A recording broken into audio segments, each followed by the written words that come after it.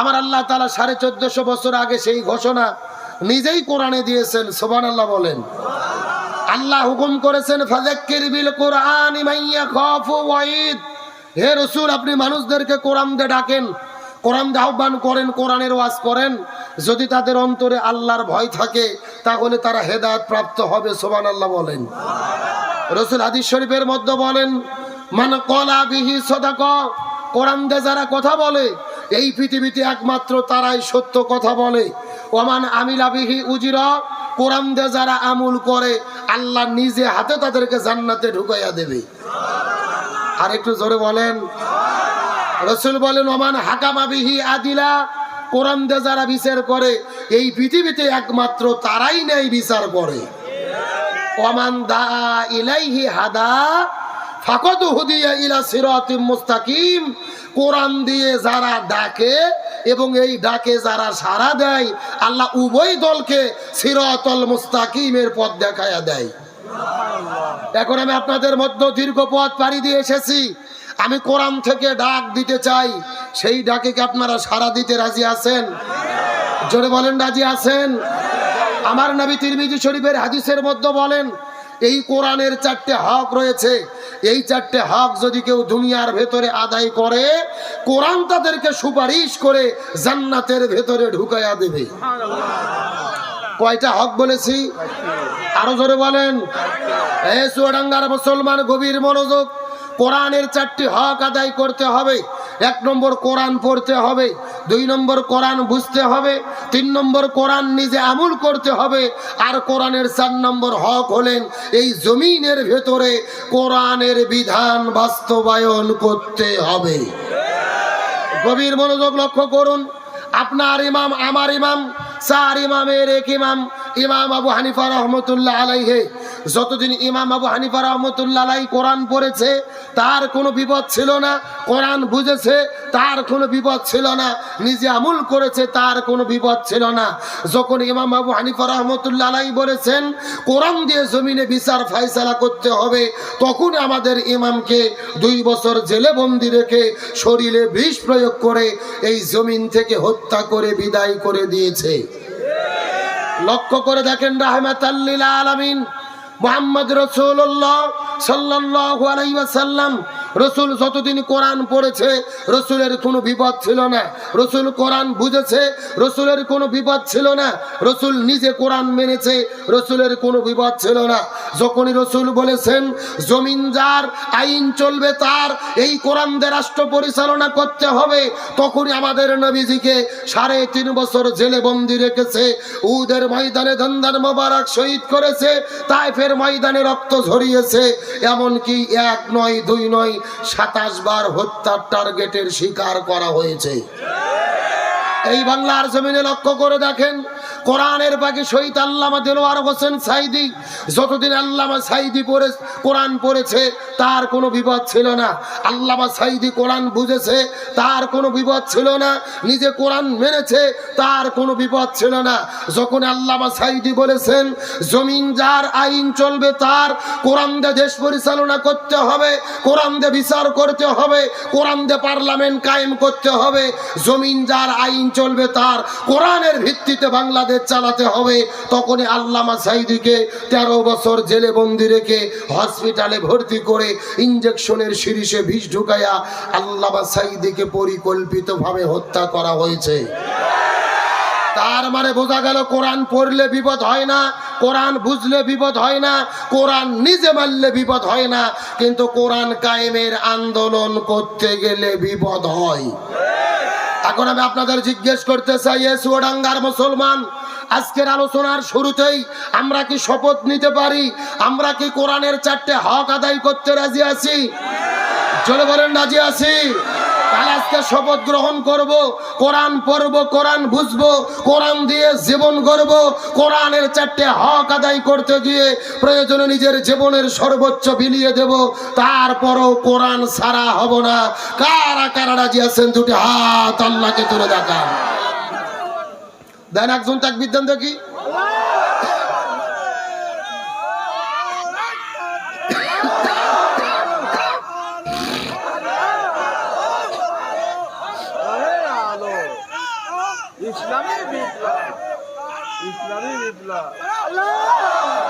আল্লাহ কবুল করুক, বলেন আমিন। তবে তাকবীর 60-এর তাকবীর হলো না, দেখা যাক সামনে কি হয়। আলোচনা শুরু হলো, ইমানের স্পিড যদি বাড়ে তাকবীরের স্পিডও বাড়বে ইনশাল্লাহ, বলেন। তাহলে কোরআনের 4টে হক আল্লাহ আদায় করার তৌফিক দিক, বলেন আমিন। আসেন লক্ষ্য করেন ভূমিকা ছাড়া আলোচনা।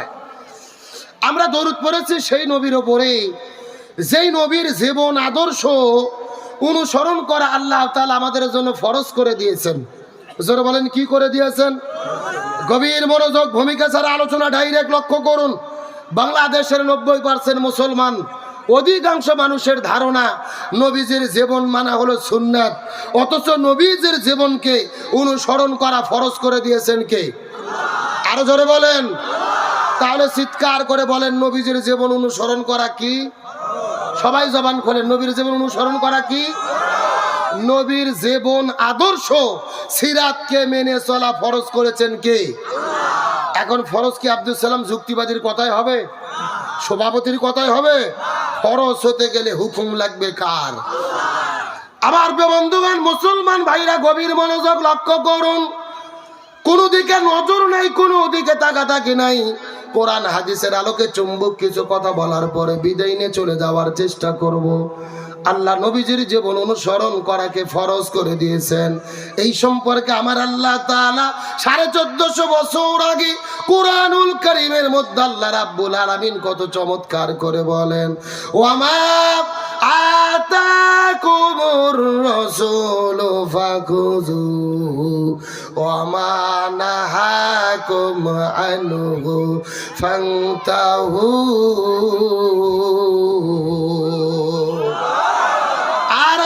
আল্লাহু আকবার। সূরা হাসর 28 নম্বর পারার 7 নম্বর পৃষ্ঠার 9 নম্বর লাইন 7 নম্বর আয়াতে কারিমা গভীর মনোযোগ লক্ষ্য করুন। তাফসীর ইবনে কাসিরের মধ্য থেকে বলতেছি, আল্লাহ বলে এই পৃথিবীর মানুষেরা গভীর মনোযোগ, এই জমিনের ভেতরে যদি তোমরা শান্তি পেতে চাও, আখিরাতের মধ্যে যদি তোমরা মুক্তি পেতে চাও, ওয়ামা আতাকুমুর রাসূলু ফাখুযু, নবী যেটা করেছে, যেটা করতে বলেছে সেটা তোমরা করো। ওয়ামা নাহাকুম আনহু ফান্তাহু, নবী যেটা করে নাই, যেটা করতে নিষেধ করেছেন সেটা থেকে তোমরা দূরে থাকো। তার মানে বোঝা গেল এ চুয়াডাঙ্গার মুসলমান, নবী পুরো জীবনের ভেতরে যা যা করেছে আমাদেরকেও তাই তাই করতে হবে। আর নবী যেটা করে নাই আমাদের সেটা করা যাবে না। চিৎকার করে বলেন তো দেখি হুকুম কার? আরো জোরে। আচ্ছা, এই যে ছেলেবেলে মিছিল করতেছে এরা কারা? এই ছেলেবেলে, কি মাছের বাজার ভলেন্টিয়ার কই, কমিটির ছেলেপেলে কই, দায়িত্বশীলরা কি করে ভাই দেখেন তো? এই বাচ্চাদেরকে হয় এখানে বসে দেবেন, না হলে বাড়িতে ঘাট ধরে পাঠিয়ে দেবেন। এখানে ঝিরঝিরি করার কোনো টাইম নেই। আমার বন্ধুগণ, মুসলমান ভাইরা গভীর মনোযোগ লক্ষ্য করুন। নবী পুরো জীবনের মধ্যে যা যা করেছে আমাদেরকেও তাই তাই করতে হবে। হুকুম কার? আরো জোরে বলেন। এ চুয়াডাঙ্গার মুসলমান গভীর মনোযোগ, নবী পুরো জীবনের ভেতরে কি কি করেছে আর আমাদের জন্য কি কি করা দরকার, এই মেসেজটা দেওয়ার পরে আপনাদের মধ্য থেকে বিদায় নিয়ে চলে যাওয়ার চেষ্টা করব। কথাগুলো সুন্দর করে বোঝার চেষ্টা করেন।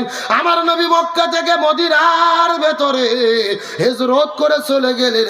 ওই মদিনায় যাওয়ার পরে আমার নবীজি মদিনা নামক একটা রাষ্ট্র গঠন করলেন, আর আমাদের নবী হলেন ওই মদিনা নামক রাষ্ট্রের রাষ্ট্রপতি। আমার নবী ছিল রাষ্ট্রপতি। জোরে বলেন, আমার নবী কি ছিল? কে রে নবী রাষ্ট্রপতি ছিল বলতে ভয় লাগে, লজ্জা লাগে? যারা চাপা খুলবে না মনে করবেন এদের মধ্যে ভেজাল আছে। আমার নবী ছিল রাষ্ট্রপতি। জোরে বলেন, আমার নবী কি ছিল? আরো জোরে।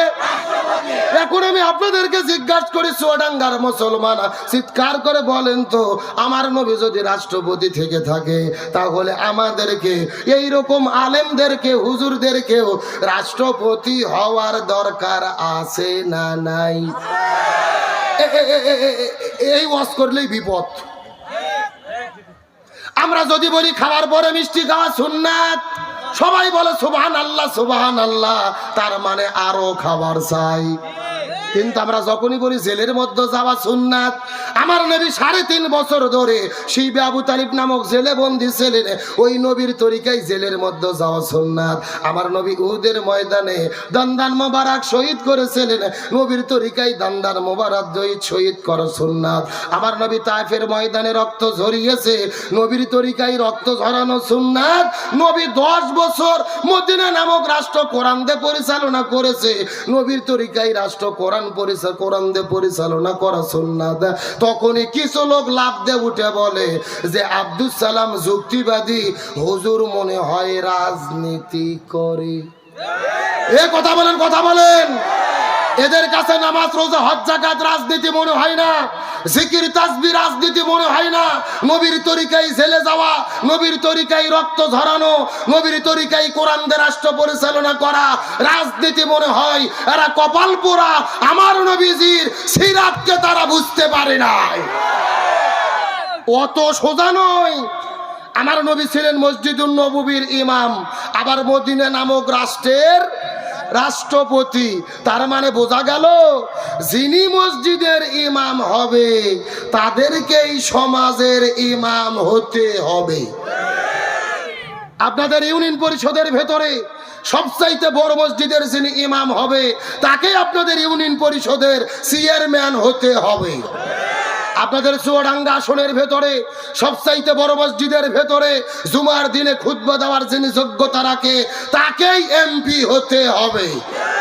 বাংলাদেশের সবচেয়ে বড় মসজিদ বাইতুল মুকাররমের ভেতরে জুমার দিনে কোরআন হাদিসের আলোকে খুতবা দেওয়ার যিনি যোগ্যতা রাখে তাকেই বাংলাদেশের রাষ্ট্রপতি প্রধানমন্ত্রী হতে হবে। কিন্তু আমরা ভাগ করে ফেলছি, হুজুরদেরকে একেবারে ভাগ করে বাঁটিয়ে আলাদা করে দিছি যে হুজুরদের কাজ শুধু মসজিদে নামাজ পড়াবে, মাদ্রাসাতে বুখারী পড়াবে, পীরের খানকার যে জিকির করবে, মানুষ মরে গেলে জানাজা, 7 দিনে গরু জব আর 40 দিনে হালুয়া রুটি, এর বাইরে কোনো দায়িত্ব নাই। কতক্ষণ আমরা হুজুরেরা মসজিদ মাদ্রাসা পীরের খানকা ভাগ করে বেটে নিয়ে বসে আছি, আর এই সুযোগে জালেমেরা পুরো জমিন দখল করেছে। অত সোজা নয়, গভীর মনোযোগ। আল্লাহ মানুষ সৃষ্টি করার আগে বলেছিলেন ওয়াইজ ক্বালা রাব্বুকা লিল মালাইকাতি ইন্নী জাইলুন ফিল আরদি খলিফা। আল্লাহ কিন্তু বলেনি ফিল মসজিদে খলিফা, মসজিদে খলিফা পাঠাবো, ফি মাদ্রাসায়ে খলিফা, মাদ্রাসাতে খলিফা পাঠাবো, ফি খানকায়ে খলিফা, খানকাতে খলিফা পাঠাবো। আল্লাহ বলছে না, ফিল আরদি খলিফা, আমি জমিনে খলিফা পাঠাতে চাই। তার মানে বোঝা গেল আলেমদের দায়িত্ব শুধু মসজিদ মাদ্রাসা পীরের খানকা নয়, আলেমদের দায়িত্ব পুরো জমিনের নেতৃত্ব দেওয়া। আলহামদুলিল্লাহ, বাংলাদেশের অন্যতম জনপ্রিয় ইসলামিক স্কলার আমাদের প্রিয় ভাই মুফতি আমির হামজা, আজকে তিনি পার্লামেন্টে যাওয়ার জন্য নির্বাচনে দাঁড়িয়েছে। তার পক্ষে গণজোয়ার সৃষ্টি হয়েছে, প্রতিদিন তিনি নতুন নতুন চমক দেখাচ্ছে। আলহামদুলিল্লাহ বলেন। গত একদিন আগে দেখলাম 6000 মোটর সাইকেল নিয়ে হাজার হাজার জনতা তার পক্ষে শোডাউন দিচ্ছে। আবার গত 2 দিন আগে দেখলাম তিনি গিয়ে একটা কৃষকের ধান কেটে দিচ্ছে। আজকে আবার দেখলাম আমির হামজা ভাই মেশিনে ধান মেরে দিচ্ছে কৃষকের। আলহামদুলিল্লাহ বলেন। অনেকে আবার সমালোচনা করে। আমাদের দেশে একটা কথা আছে না, দেখতে নারী চলন বাঁকা, মানে যে যাকে দেখতে পারে না সারাদিন ভুল খুঁজতে থাকে। এখন আমির হামজা ধান কেটে দিল, ধান মেরে দিল, অনেকে বলতেছে এগুলো ভোট পাওয়ার ধান্দা, ও কিসের ধান কাটবে? আরে ভাই, আমির হামজা শুধু একটা বক্তা না, তার বাপ একজন খাঁটি কৃষক। তিনি কৃষকের ছেলে, ধান কেমনে কাটতে হয়, কেমনে মারতে হয় তার জানা আছে। করোনার ভেতরে হাসিনার দল কর্মসূচি দিয়েছিল, ধান কাটার কর্মসূচি। এমনও আওয়ামী লীগের নেতাকে দেখেছি কাঁচা ধান কাটে ছবি তুলে ফেসবুকে ছেড়ে দিছে। কথা কন না গা? আর আমির হামজা কি কাঁচা ধান কেটেছে? পাকা ধান কেটেছে, ধান কেটে মেরে দিচ্ছে, জনগণের পাশে দাঁড়াচ্ছে, আলেম হয়ে জনসমাজের প্রতিনিধিত্ব করতে চায়, এমন প্রতিনিধি আমাদের দরকার। কিন্তু বাংলাদেশে একটা কথা আছে, মোল্লার দৌড় মসজিদ পর্যন্ত। এটা সম্পূর্ণ কোরআন সুন্নাহ বিরোধী কথা। মোল্লার দৌড় মসজিদ পর্যন্ত নয়, কোরআনের পাখি শহীদ আল্লামা দেলোয়ার হোসেন সাঈদী প্রমাণ করেছিলেন মোল্লার দৌড় মসজিদ পর্যন্ত নয়, মোল্লার দৌড় হলো সংসদ ভবন পর্যন্ত। সুতরাং আল্লামা সাঈদী বিদায় নিয়ে চলে গেছে। আমরা বিশ্বাস করি আল্লামার উত্তরসূরি হিসেবে আমাদের প্রিয় ভাই আমির হামজা কোরআনে শুধু কথা বলা নয়, মাহফিলে শুধু কথা বলা নয়, আগামীতে বিজয়ী হয়ে পার্লামেন্টে গিয়ে কোরআনের কথা বলবে ইনশাআল্লাহ। তিনি মাহফিল করতে চাইলে প্রতিদিন ৮-১০টা মাহফিল করতে পারত, বন্ধ করে দিয়েছে, তেমন মাহফিল করতেছে না, জনগণের কাছে যাচ্ছে। তার কারণ হলো মাহফিলে কথা বলার চাইতে সংসদে কোরআনের কথা বলা জরুরি। ওখান থেকেই নির্ধারিত হয় দেশ কেমনে পরিচালিত হবে, এই দেশে কোরআন থাকবে কি থাকবে না, ইসলাম থাকবে কি থাকবে না। তার মানে রাসূলের সিরাতের শিক্ষা, যিনি মসজিদের ইমাম হবে তাকেই সমাজের ইমাম হতে হবে। এই বাংলাদেশে স্বাধীনতার 54 বছর পার হয়ে গেছে, এক দল এসেছে আর এক দল বিদায় নিয়ে চলে গেছে, কেউ শান্তি দিতে পারে নাই। সুতরাং বাংলার জমিনে আলেমদের নেতৃত্বে কোরআনের মাধ্যমে যতদিন দেশ পরিচালনা না হবে ততদিন পর্যন্ত এই জমিনে শান্তি আসতে পারে না, পারে না, পারে না। তাহলে রাসূলের সিরাতের শিক্ষা, যিনি মসজিদের ইমাম হবে তাদেরকেই সমাজের ইমাম হতে। আপনাদের কি কষ্ট হচ্ছে? না না, রাসূলের আদর্শের কথা শুনে যে দুই একজন উঠে যায়, ওরা কারা?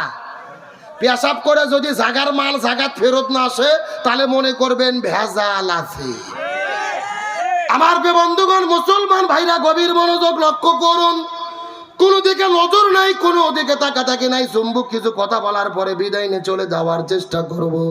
আমাদের নবীজি এই জমিনের মধ্যে শান্তি কায়েম করার জন্য 17 বছর বয়সের ভেতরে এই জমিনের ভেতরে নবীজি একটা দল গঠন করেছিলেন, যেই দলের নাম হলেন হিলফুল ফুজুল। কি নাম বললাম? চুয়াডাঙ্গার মুসলমান কথাগুলো বোঝার চেষ্টা করেন। নবীজি 17 বছর বয়সের ভেতরে হিলফুল ফুজুল নামক একটা দল গঠন করার পরে 17 বছর থেকে শুরু করে 40 বছর পর্যন্ত নবীজি 23 বছর ধরে চেষ্টা করেছে এই জমিনের মধ্যে শান্তি কায়েম করার জন্য।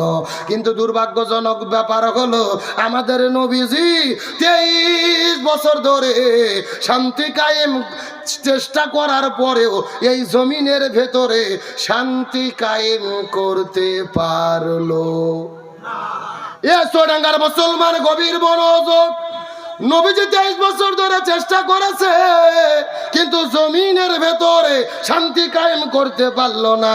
কিন্তু নবীজির বয়স যখন 40 বছর হয়ে গেল, আল্লাহ নবীজির উপরে যখন এই কোরআনটা নাজিল করে দিলেন, নবী কোরআনের দাওয়াত দেওয়া শুরু করলো, এই কোরআন জমিনে বাস্তবায়ন হয়ে গেল, তখন জমিনের মধ্যে শান্তি কায়েম হয়ে গেল।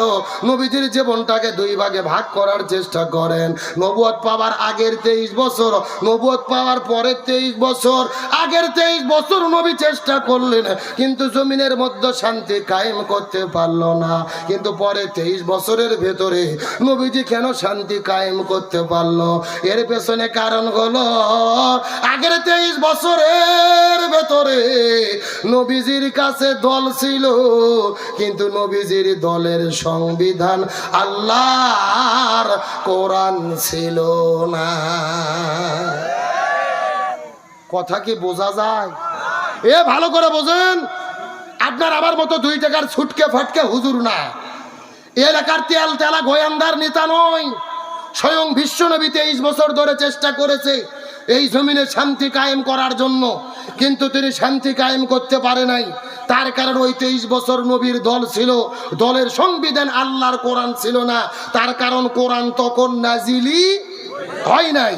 কিন্তু 40 বছরে যখন কোরআন নাজিল হলো, নবীজি কোরআনের দাওয়াত দেওয়া শুরু করলেন, এই জমিনে শান্তি প্রতিষ্ঠা হয়ে গেল। তার মানে এখান থেকে রসুলের সিরাতের শিক্ষা হলো, এই বাংলাদেশের ভেতরে যতগুলো রাজনৈতিক দল শান্তি কায়েমের জন্য জিকির করতেছে, সমাবেশে ঘোষণা দিচ্ছে, ওই সমস্ত দলের দ্বারা এই জমিনের ভেতরে শান্তি কায়েম সম্ভব হবে না, যেই দলেরা আল্লাহর কোরআনের সংবিধান দিয়ে পরিচালিত হয় না। কথা কি ক্লিয়ার না ভেজাল আছে? আরে ভাই, যেই দল নিজেরাই কোরআন দিয়ে চলে না, ওদের নিজেদের ভেতরে তো মারামারি করে দলাদলি করে 1.5 বছরে 170 জন কুপকাত। কথা কথা এখন আবার এক দল নমিনেশন পাইছে আর এক দল পায়নি, ওরা নিজেরা একেবারে তৃতীয় বিশ্বযুদ্ধ শুরু করছে। গভীর মনোযোগ লক্ষ্য করুন।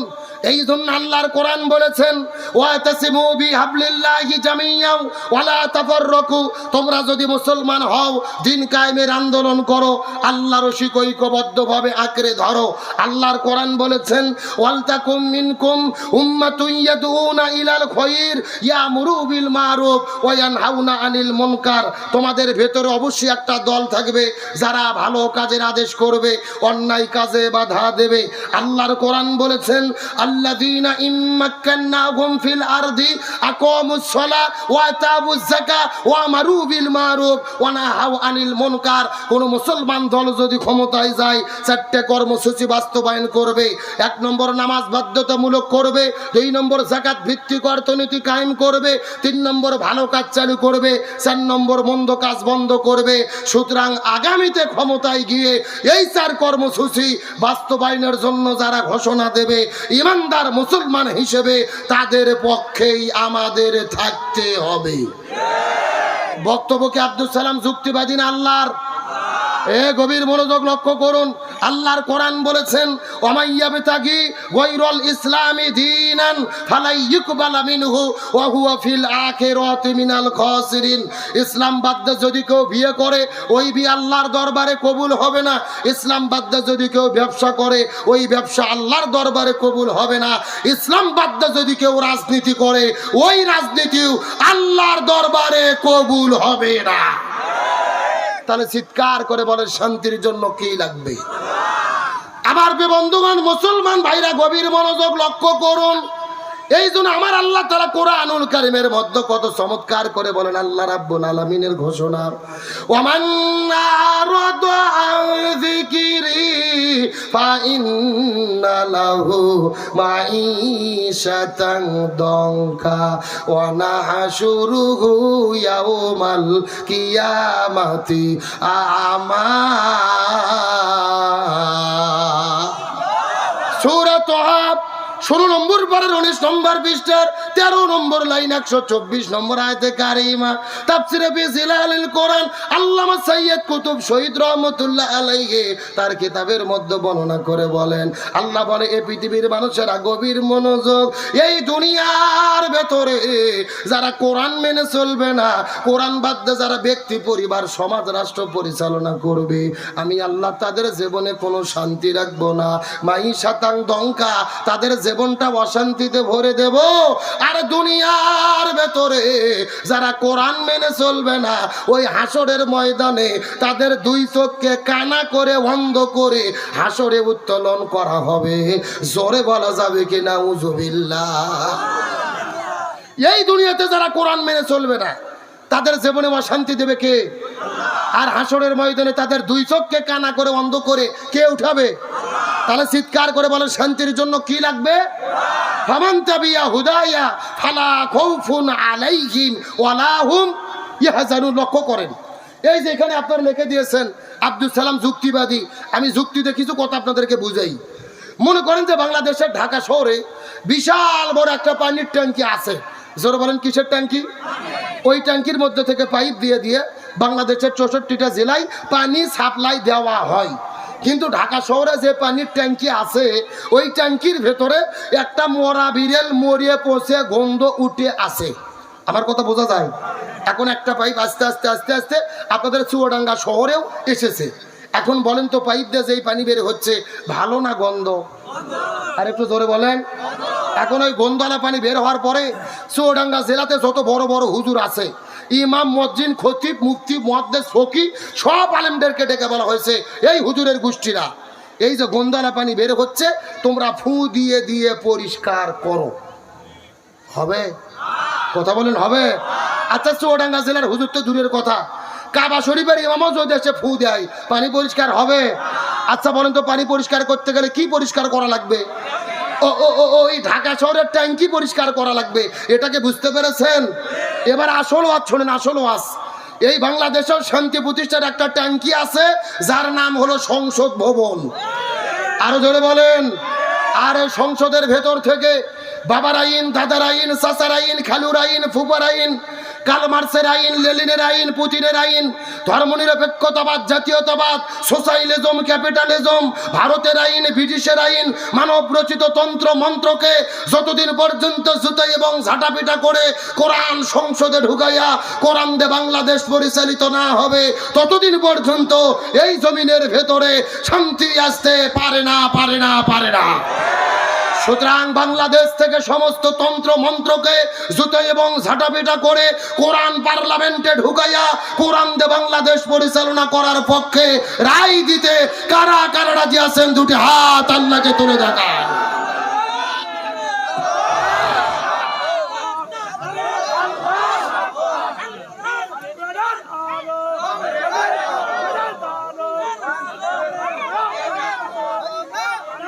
এই হাত নামান, হাত নামান, হাত নামান। হচ্ছে না, একেবারে স্লোগান হচ্ছে না। আলোচনা কি চলবে?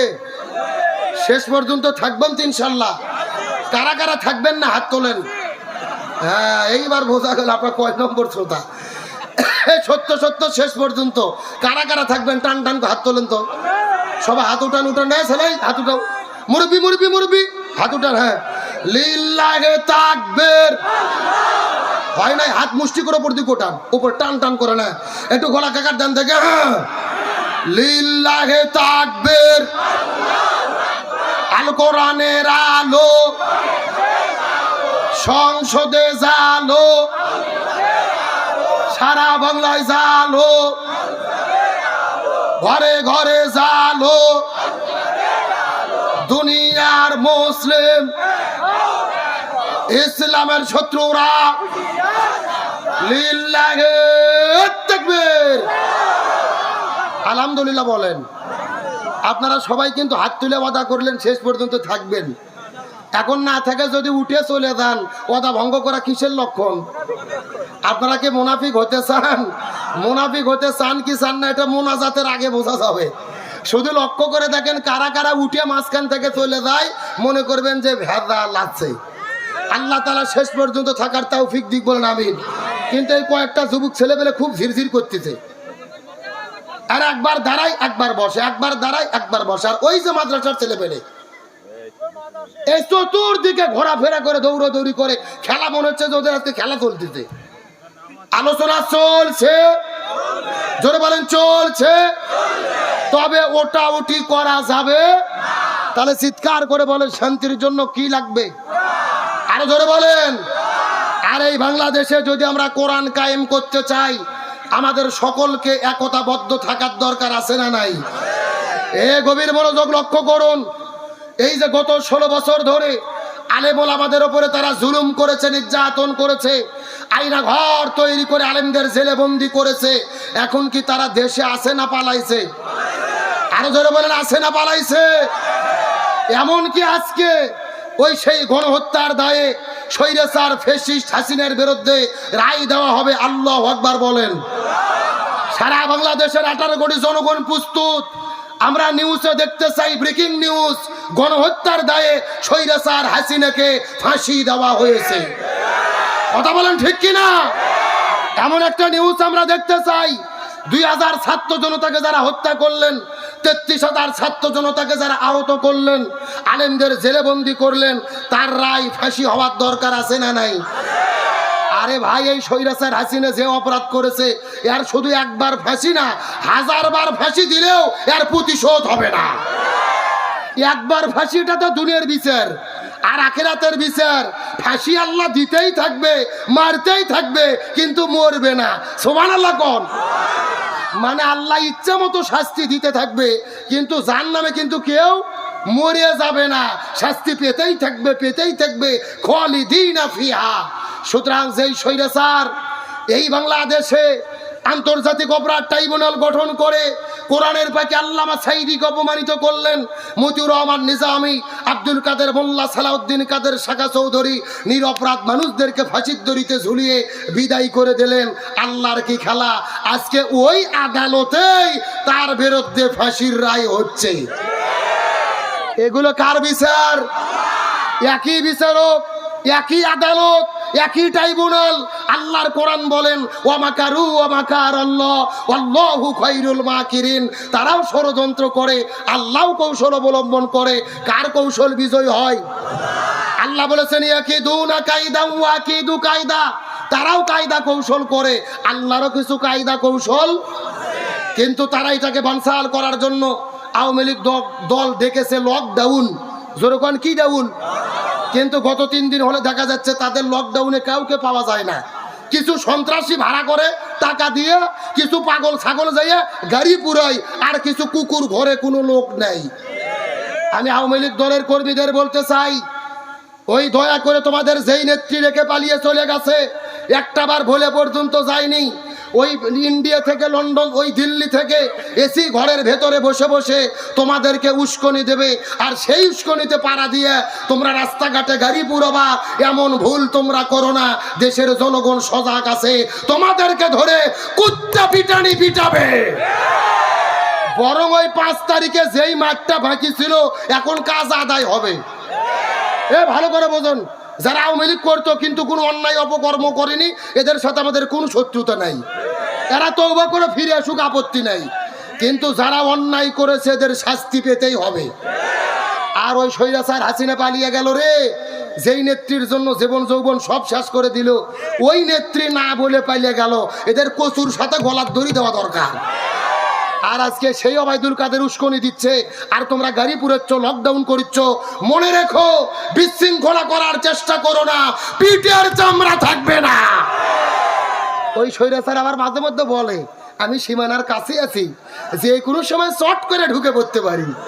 আমরা বলতেছি ম্যাডাম আসেন, এটা তো আপনার বাবার দেশ, আপনি আসেন, আপনি চট করে ঢুকবেন, আর আমরা আপনাকে ফট করে আইনা ঘরে ঢুকে দেবো। এ জোরে বলেন কি ঘর? বুবু আইসো চট করিয়া, আয়না ঘরটা তোমার জন্য রাখছি গো সাজাইয়া। রিসেপশনে বইসাই আছি জুতোর মালা লইয়া, বুবু আইসো চট করিয়া, আয়না ঘরটা তোমার জন্য রাখছি গো সাজাইয়া।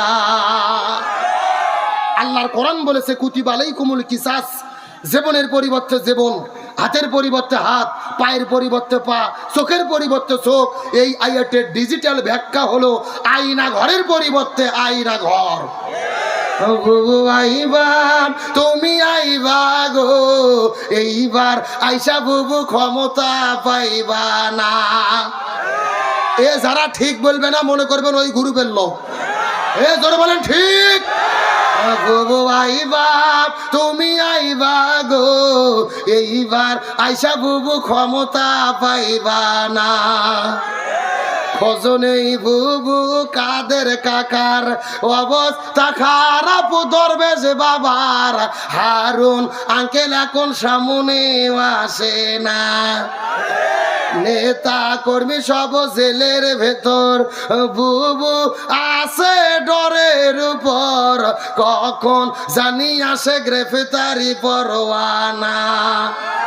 বুবু আইবা তুমি আইবা গো, এইবার আইসা বুবু ক্ষমতা পাইবা না।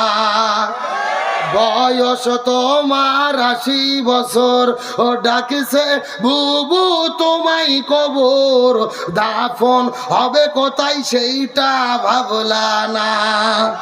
বুবু আইবা তুমি আইবা গো, এইবার আইসা বুবু সিয়ার পাইবা না। কথা বলেন ঠিক কিনা? আলোচনা কি চলবে? কারা কারা চলবে? দুটি হাত আল্লাহকে তুলে দেখান। লিল্লাহে তাকবীর। আল কোরআনের আলো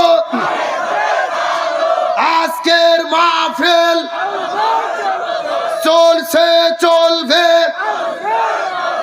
চুয়াডাঙ্গার মাহফিল, হাজরাহাটির মাহফিল কতক্ষণ চলবে? সারা রাত। কে রে, এটাকে হুজুর মারা ওয়াজ নাকি? আমার ভাইরা সারা রাত নয়, আলোচনা যেহেতু শুরু করেছি, মিনিট 30-এর টাইম কি দেওয়া যাবে? জোরে বলেন, দেওয়া যাবে? তাহলে চিৎকার করে বলেন তো দেখি, রসুলের জীবন আদর্শ মেনে চলাকে ফরজ করে দিয়েছেন কি? আরো জোরে বলেন। আমার বন্ধুগণ, মুসলমান ভাইরা গভীর মনোযোগ লক্ষ্য করুন। কোনো দিকে নজর নাই, কোনো দিকে তাকাতাকি নাই, কথাগুলো সুন্দর করে বোঝার চেষ্টা করবেন। আল্লাহ নবীজির জীবনকে অনুসরণ করাকে ফরজ করে দিলেন। কেন ফরজ করে দিলেন? আমি পুরো কোরআনটা গবেষণা করে দেখেছি। আল্লাহ রাব্বুল আলামিন ওই নবীজির আদর্শ মেনে চলা আমাদের জন্য ফরজ করে দিয়েছেন। এর পেছনে কারণ হলো 3টা। জোরে বলেন, কয়টা? আরো জোরে। আল্লাহ 3টা কারণে নবীর জীবন মানাকে ফরজ করে দিয়েছেন। তার মধ্যে প্রথম নম্বর কারণটা কি? এই সম্পর্কে আমার আল্লাহ তাআলা কোরআনের মধ্যে কত চমৎকার করে বলেন, লাকাদ কানা লাকুম ফি রাসূলিল্লাহি উসওয়াতুন হাসানাহ। সূরা আযাব 21 নম্বর পারার 19 নম্বর পৃষ্ঠার 2 নম্বর লাইন 21 নম্বর আয়াতে কারিমা। তাফসীর ইবনে কাসিরের মধ্য থেকে বলতেছি, আল্লাহ বলে, এই পৃথিবীর মানুষেরা মনোযোগ দিয়ে শুনে নাও। এই জমিনে যদি তোমরা সফল হতে চাও, আমি নবীর জীবনের ভেতরে শ্রেষ্ঠ আদর্শ দান করেছি। যদি তোমরা সফল হতে চাও, নবীর আদর্শকে মেনে চলা ছাড়া কোনো উপায়। এ চুয়াডাঙ্গার মুসলমান গভীর মনোযোগ। ইমাম বুখারী রহমাতুল্লাহ আলাইহি বুখারী শরীফ লেখার আগে এই জমিনের মধ্যে একটা কিতাব লিখেছিলেন, যেই কিতাবের নাম হলেন আল আদাবুল মুফরাদ। ওই কিতাবের মধ্যে তিনি বর্ণনা করে বলেন, হাসরের ময়দানে আল্লাহ 6 প্রকার মানুষদেরকে বিনা হিসেবে জাহান্নামের মধ্যে দেবে। তার মধ্যে প্রথম নম্বর প্রকার হলো তারা যারা জমিনের ভেতরে নবীকে বাদ দিয়ে অন্য কারো আদর্শ গ্রহণ করেছে। তার মানে বোঝা গেল, নবীকে বাদ দিয়ে অন্য নেতার আদর্শ গ্রহণ করলে কোথায় যেতে হবে? কিন্তু এখন আমি আপনাদেরকে জিজ্ঞাসা করি, বলেন তো, এ চুয়াডাঙ্গার শিক্ষিত মুসলমান, ভালো করে উত্তর দেন তো, সত্য করে বলেন তো, এই চুয়াডাঙ্গা জেলার ভেতরে নবীকে বাদ দিয়ে অন্য কারো আদর্শ গ্রহণ করেছে এই রকম মানুষ আছে না নাই? আরো জোরে বলেন। কেউ বা বাবার আদর্শ গ্রহণ করেছে। বাবাকে কি চেনা যায়? চেনেন না? বঙ্গবল্টু জাতির ফিতে, এ কথা বলেন। কেউ বা বাবার আদর্শ গ্রহণ করেছে, কেউ বা স্বামীর আদর্শ গ্রহণ করেছে, কেউ বা ইরশাদ চাচার আদর্শ গ্রহণ করেছে, কেউ বা কার্ল মার্ক্সের আদর্শ গ্রহণ করেছে, কেউ বা লেনিনের আদর্শ গ্রহণ করেছে, কেউ বা পুতিনের আদর্শ গ্রহণ করেছে। এ চুয়াডাঙ্গার মুসলমান, চিৎকার করে বলেন তো, নবীকে বাদ দিয়ে বাবা, চাচা, খালু, স্বামী ইত্যাদি যারা আদর্শ গ্রহণ করেছে বিনা হিসেবে, তাদেরকে যেতে হবে কোথায়? উপায় নাই রে, উপায় নাই রে মানুষ, উপায় নাই। নবী বিনে জান্নাত পাওয়ার উপায় নাই। বললে কি কষ্ট হবে? রসুলের মহব্বত সবাই একটু বলেন, উপায় নাই রে, উপায় নাই রে মানুষ, উপায় নাই। নবী বিনে জান্নাত পাওয়ার। আমার বন্ধুগণ, মুসলমান ভাইরা গভীর মনোযোগ লক্ষ্য করুন। যেই নবীজিকে আল্লাহ দুনিয়ার মধ্যে নেতা করে প্রেরণ করেছেন, চিৎকার করে বলেন কি করে? আল্লাহ কোরআনের মধ্যে কত চমৎকার করে বলেন, ইয়াসিন।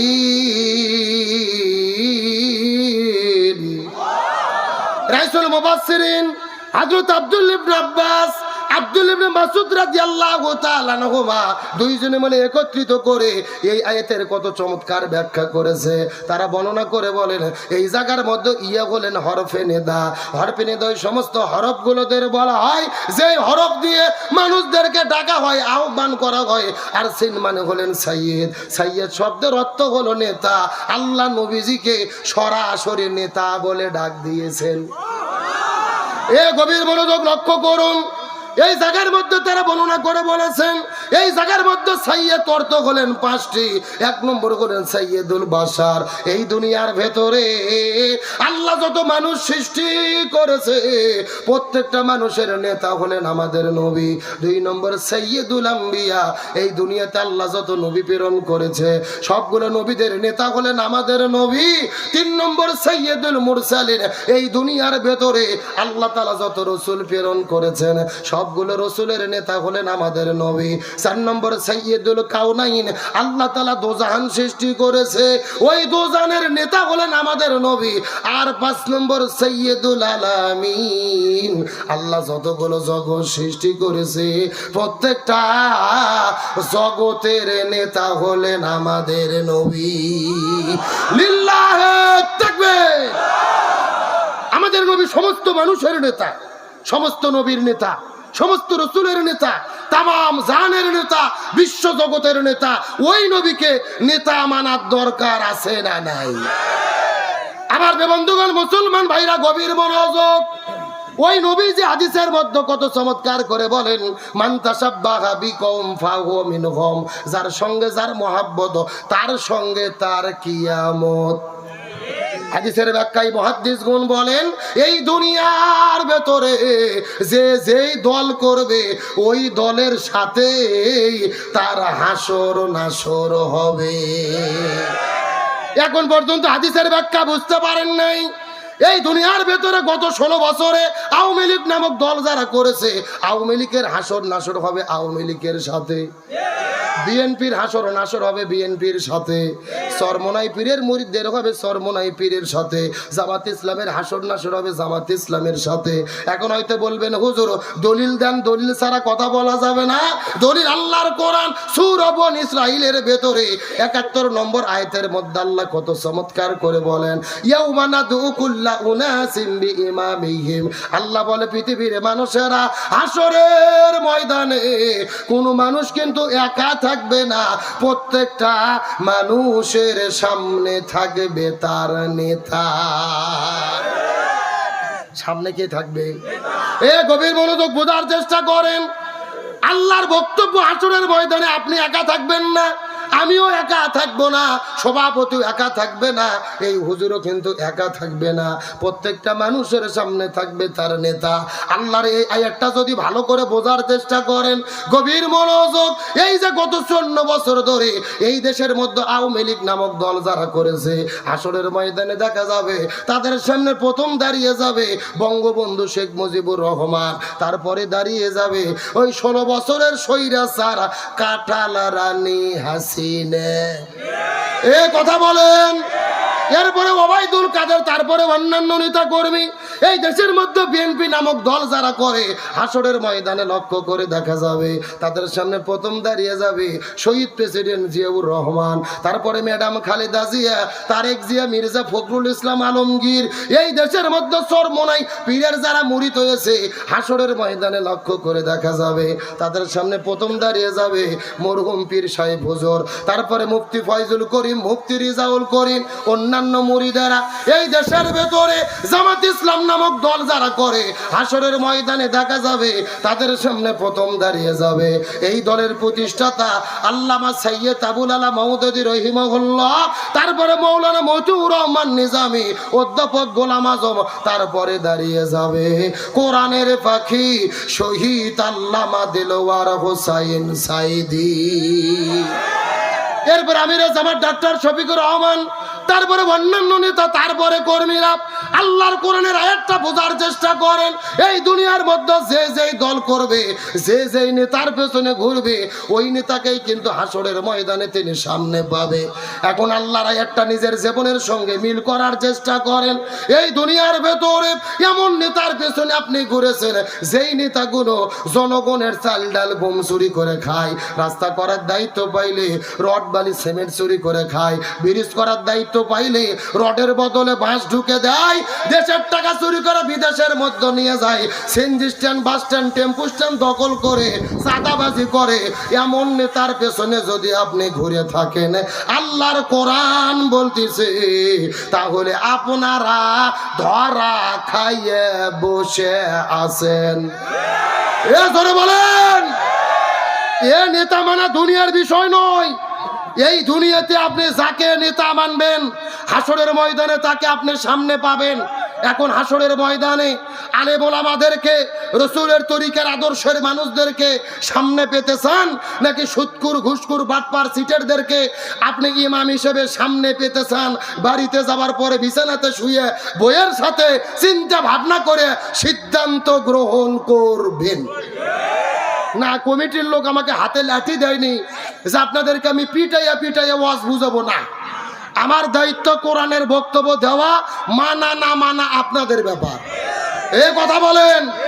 তাহলে আখিরাত ভালো করার জন্য এই দুনিয়াতে ভালো নেতার পেছনে ঘোরার দরকার আছে না নাই? আজকে দেখলাম বাংলাদেশের সবচেয়ে বড় দলের নেতা মির্জা ফখরুল ইসলাম আলমগীর সাহেব, তিনি এক মিটিংয়ে গেছে।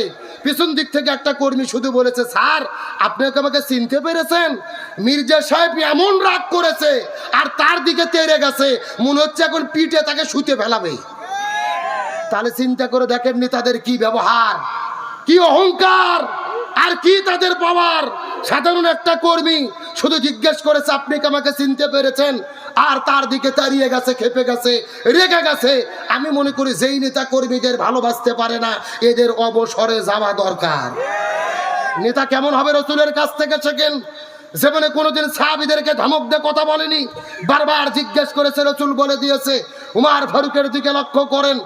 আর বাংলাদেশের এমনও নেতা আছে, মাথায় টুপি নাই, একেবারে মুখে দাড়ি নেই, কিলিং শেপ, যাদের দেখলে কলিজা ঠান্ডা হয় না, মন মেজাজ গরম হয়ে যায়। আর আপনি ইসলামী দলের নেতাদের দিকে তাকান, আমিরে জামাতের দিকে তাকান, চরমনাই পীরের দিকে তাকান, মামুনুল হকের দিকে তাকান, যাদের দিকে তাকালেই কলিজা ঠান্ডা হয়ে যায়। এই জন্য বলতে চাই, নেতা হতে গেলে নেতার মতো হতে হবে, কর্মীদের সঙ্গে ভালো ব্যবহার করতে হবে।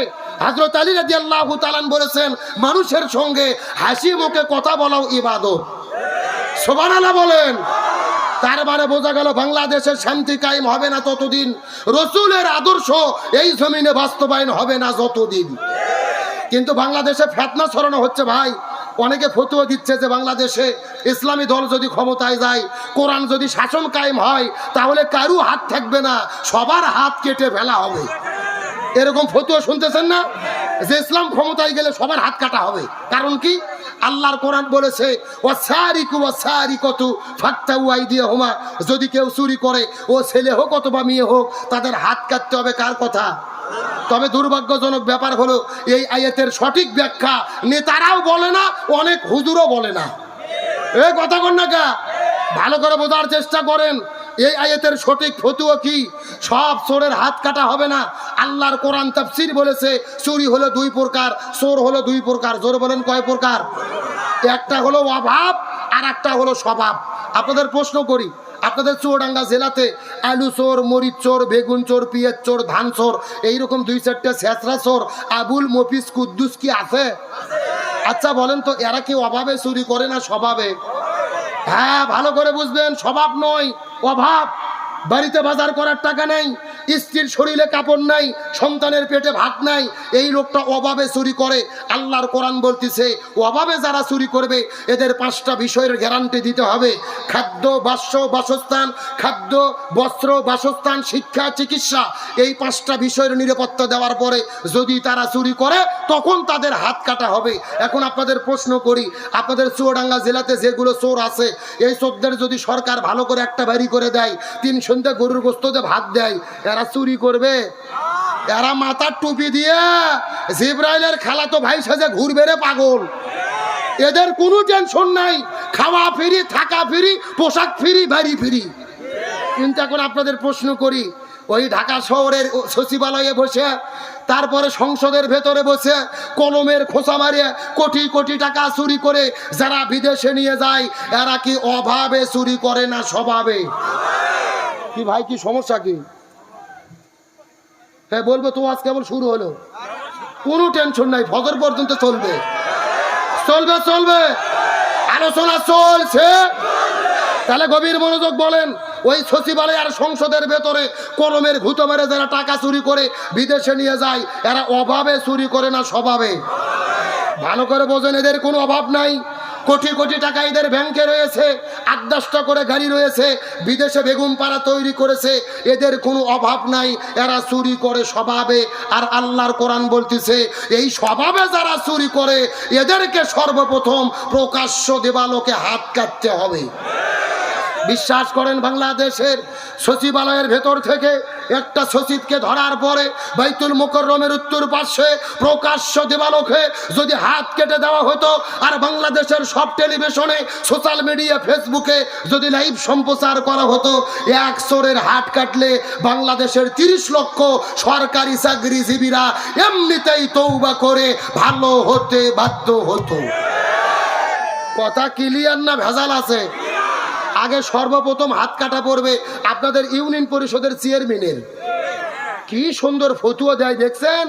কুরবানির ঈদের যখন গোস্ত বন্টন করে, এইরকম হুজুরদেরকে ডাক দেয়, হুজুর গোস্ত 3 ভাগ করেন, 1 ভাগ আমি খাবো, 1 ভাগ পাড়া প্রতিবেশী খাবে, 1 ভাগ গরিব দুঃখী খাবে। মোস্তাব পদ্ধতি, আমার ভাগে কম হলে সমস্যা নাই, গরিবরা যেন কম না পায়। কি ফতুয়া দিচ্ছে ভাইরে, মনে হচ্ছে জিব্রাইলের খালাতো ভাই এইমাত্র জান্নাত থেকে পালিয়ে আসলো। একেবারে 3 ভাগ করে গোস্ত বন্টন করতেছে। আবার 3 দিন পরে যখন ইউনিয়ন পরিষদে চাল আর গম বন্টন করতে গেছে, তখন দাড়ি পাল্লা বাদ দিয়ে ভাঙ্গা বালতি নিয়ে হাজির হয়েছে। ঠিক আছে, আসতে বলেন কেন? জোরে বলেন ঠিক। লেখে নিচ্ছে 20 কেজি, দিচ্ছে 8 শেয়ার। একটা গরিব বলছে, কে ভাই 20 কেজি লেখে নিয়ে 8 শেয়ার দিলেন কেন?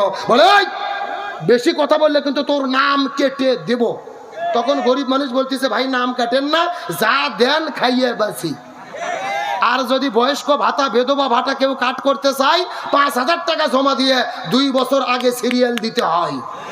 পরিষ্কার কথা, এই বাংলাদেশের ভেতরে এক চেয়ারম্যানকে ধরার পরে প্রকাশ্য দিবালোকে যদি হাত কেটে দেওয়া হতো, তাম পৃথিবীর মানুষ যদি এটা লক্ষ্য করে দেখতে পারতো, এক চেয়ারম্যানের হাত কাটলে বাংলাদেশের 3000 চেয়ারম্যানেরা এমনিতেই তওবা করে ভালো হতে বাধ্য হতো। আজকে বাংলাদেশে জেনা ব্যভিচার আছে না নাই? আল্লাহর কোরআন বলেছে, ওয়াজানিয়াতু ওয়াজানি ফাজলিদু কুল্লু ওয়াহিদিম মিনহুমা মিয়াতা জালদা। যদি কেউ বিয়ে করার আগে জেনা করে 100টা বেতের আঘাত করে তাদেরকে বিয়ে পরে দিতে হবে।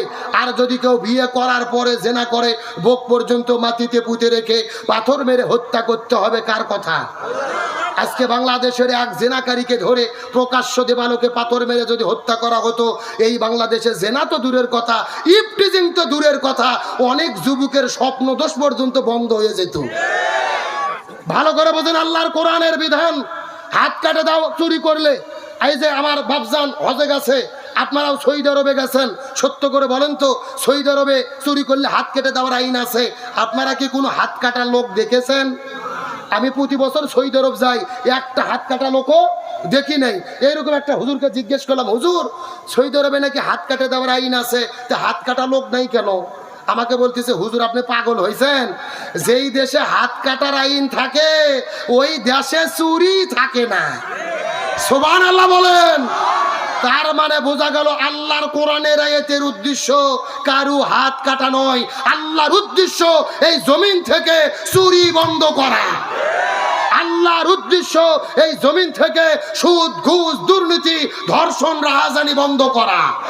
সুতরাং এই বাংলাদেশে শান্তি কায়েমের জন্য সুদ, ঘুষ, দুর্নীতি, চাঁদাবাজি, রাহাজানি সব কিছুকে নির্মূল করে জান্নাতি পরিবেশ তৈরি করার জন্য কোরআন দিয়ে বাংলাদেশ পরিচালিত হোক, এটাকে আপনারা চান? কারা কারা চান? দুটি হাত আল্লাহকে তুলে দেখান।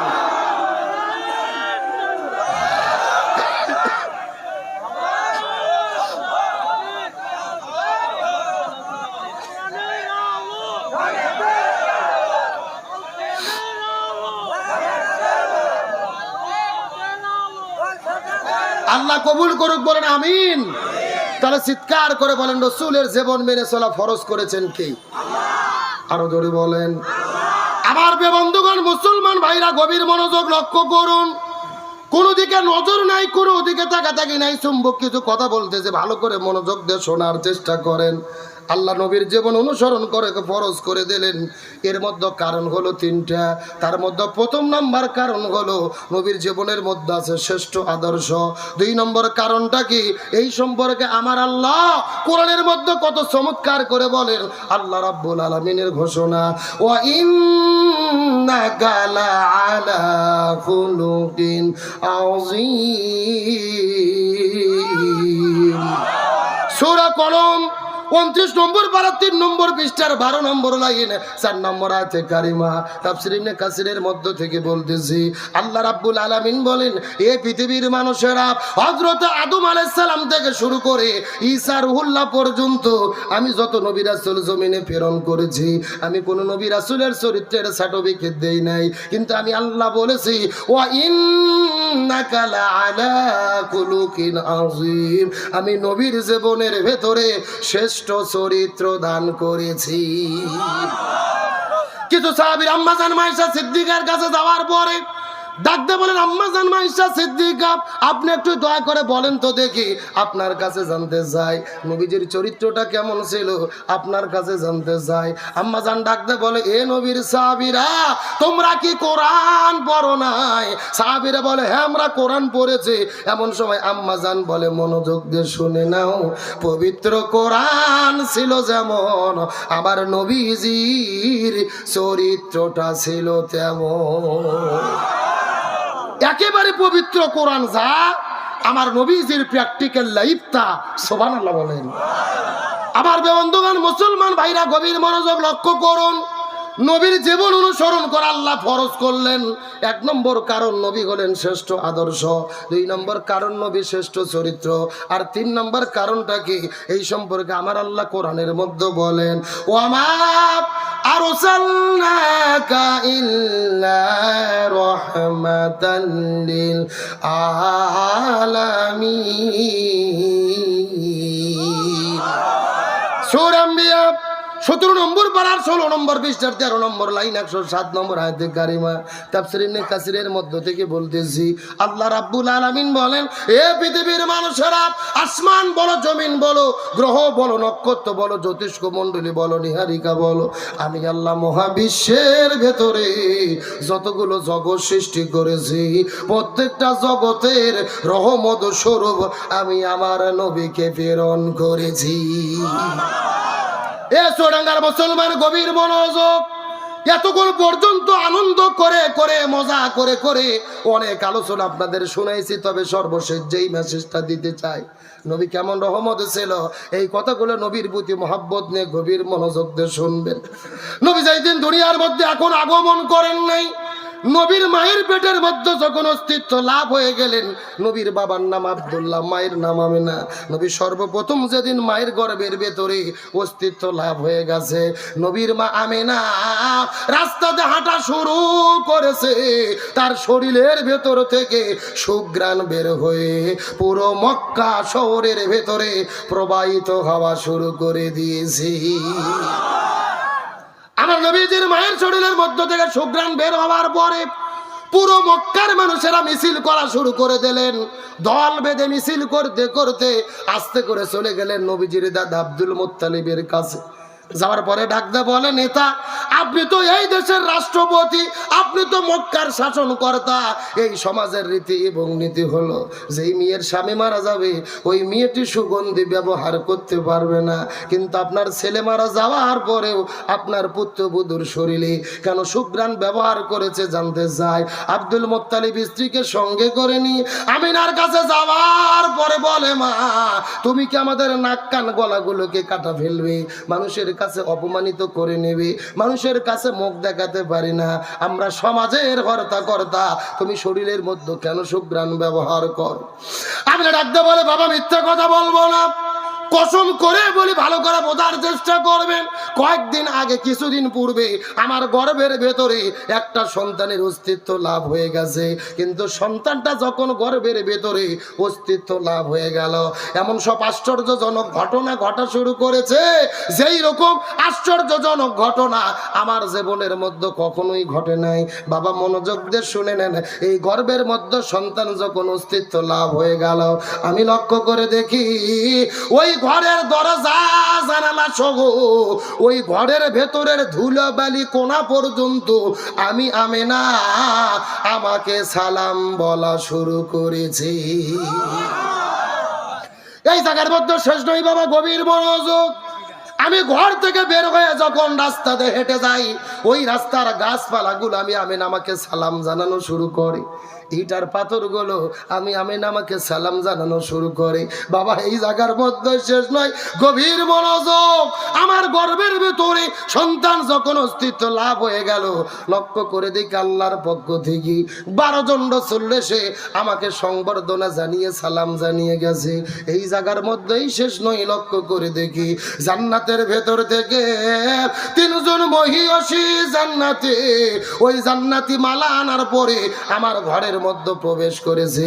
1 নম্বর হলেন ইমরাতু আসিয়া, আসিয়া ইমরাতু ফিরাউন, ফিরাউনের স্ত্রী আসিয়া আলাইহিস সালাম। 2 নম্বর উম্মে ঈসা, ঈসা আলাইহিস সালামের মা মারিয়াম আলাইহিস সালাম। 3 নম্বর হলেন উক্তে মুসা, মুসা আলাইহিস সালামের বোন কুলসুম আলাইহিস সালাম। এই 3 জন মহিষী নারী জান্নাতের মধ্য থেকে জান্নাতে মালা নিয়ে ঘরের মধ্যে আগমন করেছি। আমার গলার ভেতরে মালাটা দেওয়ার পরে ডাক দে বলে, আমিনা রে, তুমি যেন তেন কোনো মহিলা নয়, তোমার গর্ভের ভেতরে রয়েছে আখেরি জামানার পয়গম্বর।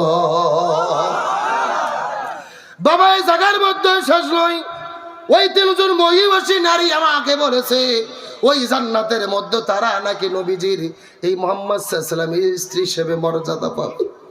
বাবা এই জায়গার মধ্যে শেষ নয়, আমি আমার ঘরের মধ্য থেকে বের হয়ে আস্তে করে যখন কাকের মধ্যে কলস নিয়ে চলে গেলাম কূপের মধ্যে পানি আনার জন্য।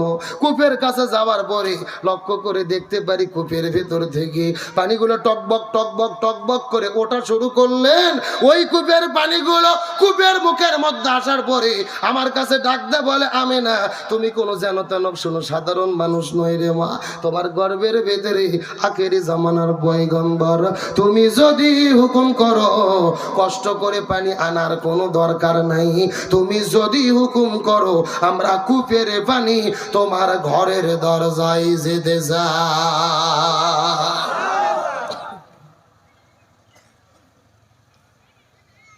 এগুলোকে আপনার মাদ্রাসার ছাত্র একবার ওঠে বসে, মানে ও আচ্ছা হলো, কেউ আচ্ছা হলো না। এই ছেলেবেলা বসো তো দেখি, কাজ কি এখানে? কয়জন? 1 জন থাকো, কার কাজ কি? বসো নিচে বসো। আমার বন্ধুগণ, মুসলমান ভাইরা গভীর মনোযোগ লক্ষ্য করুন। জানি না আর যেমন আপনাদের মধ্যে আসতে পারবো কি পারবো না। ছোট্ট করে একটা মেসেজ দেওয়ার পর আপনাদের মধ্য থেকে বিদায় নিয়ে চলে যাওয়ার চেষ্টা করব।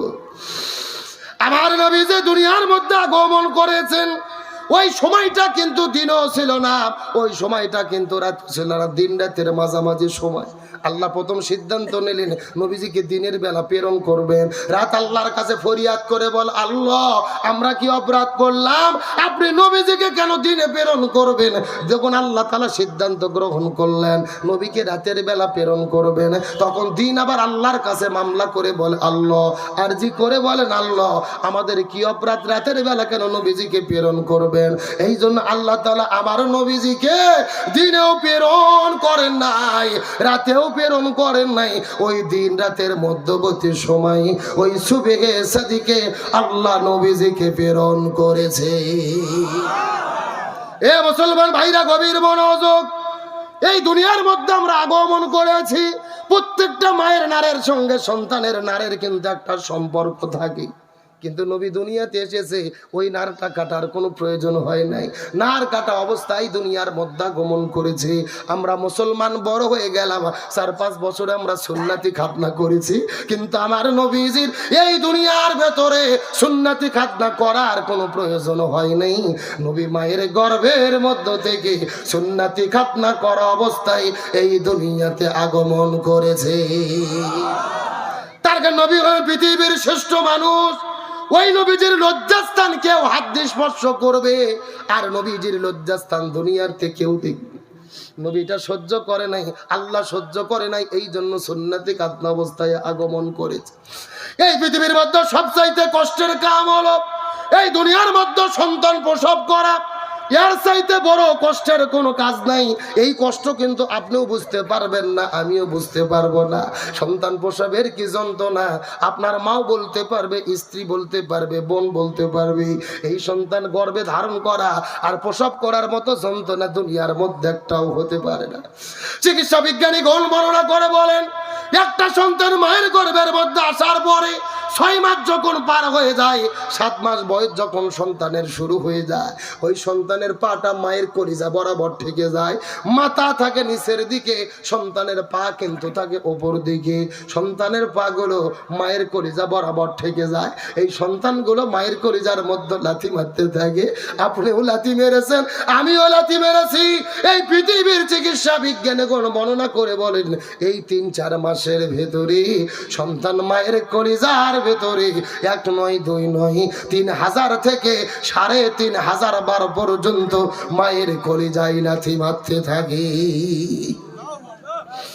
এই পৃথিবীর চিকিৎসা বিজ্ঞানী কোন বলেন, কোন একটা সুস্থ মানুষের কলিজার ভেতরে বিন্দু মাত্র যদি কেউ আঘাত দেয়, ওই মানুষটা দুনিয়ার মধ্যে বেঁচে থাকার কথা নয়।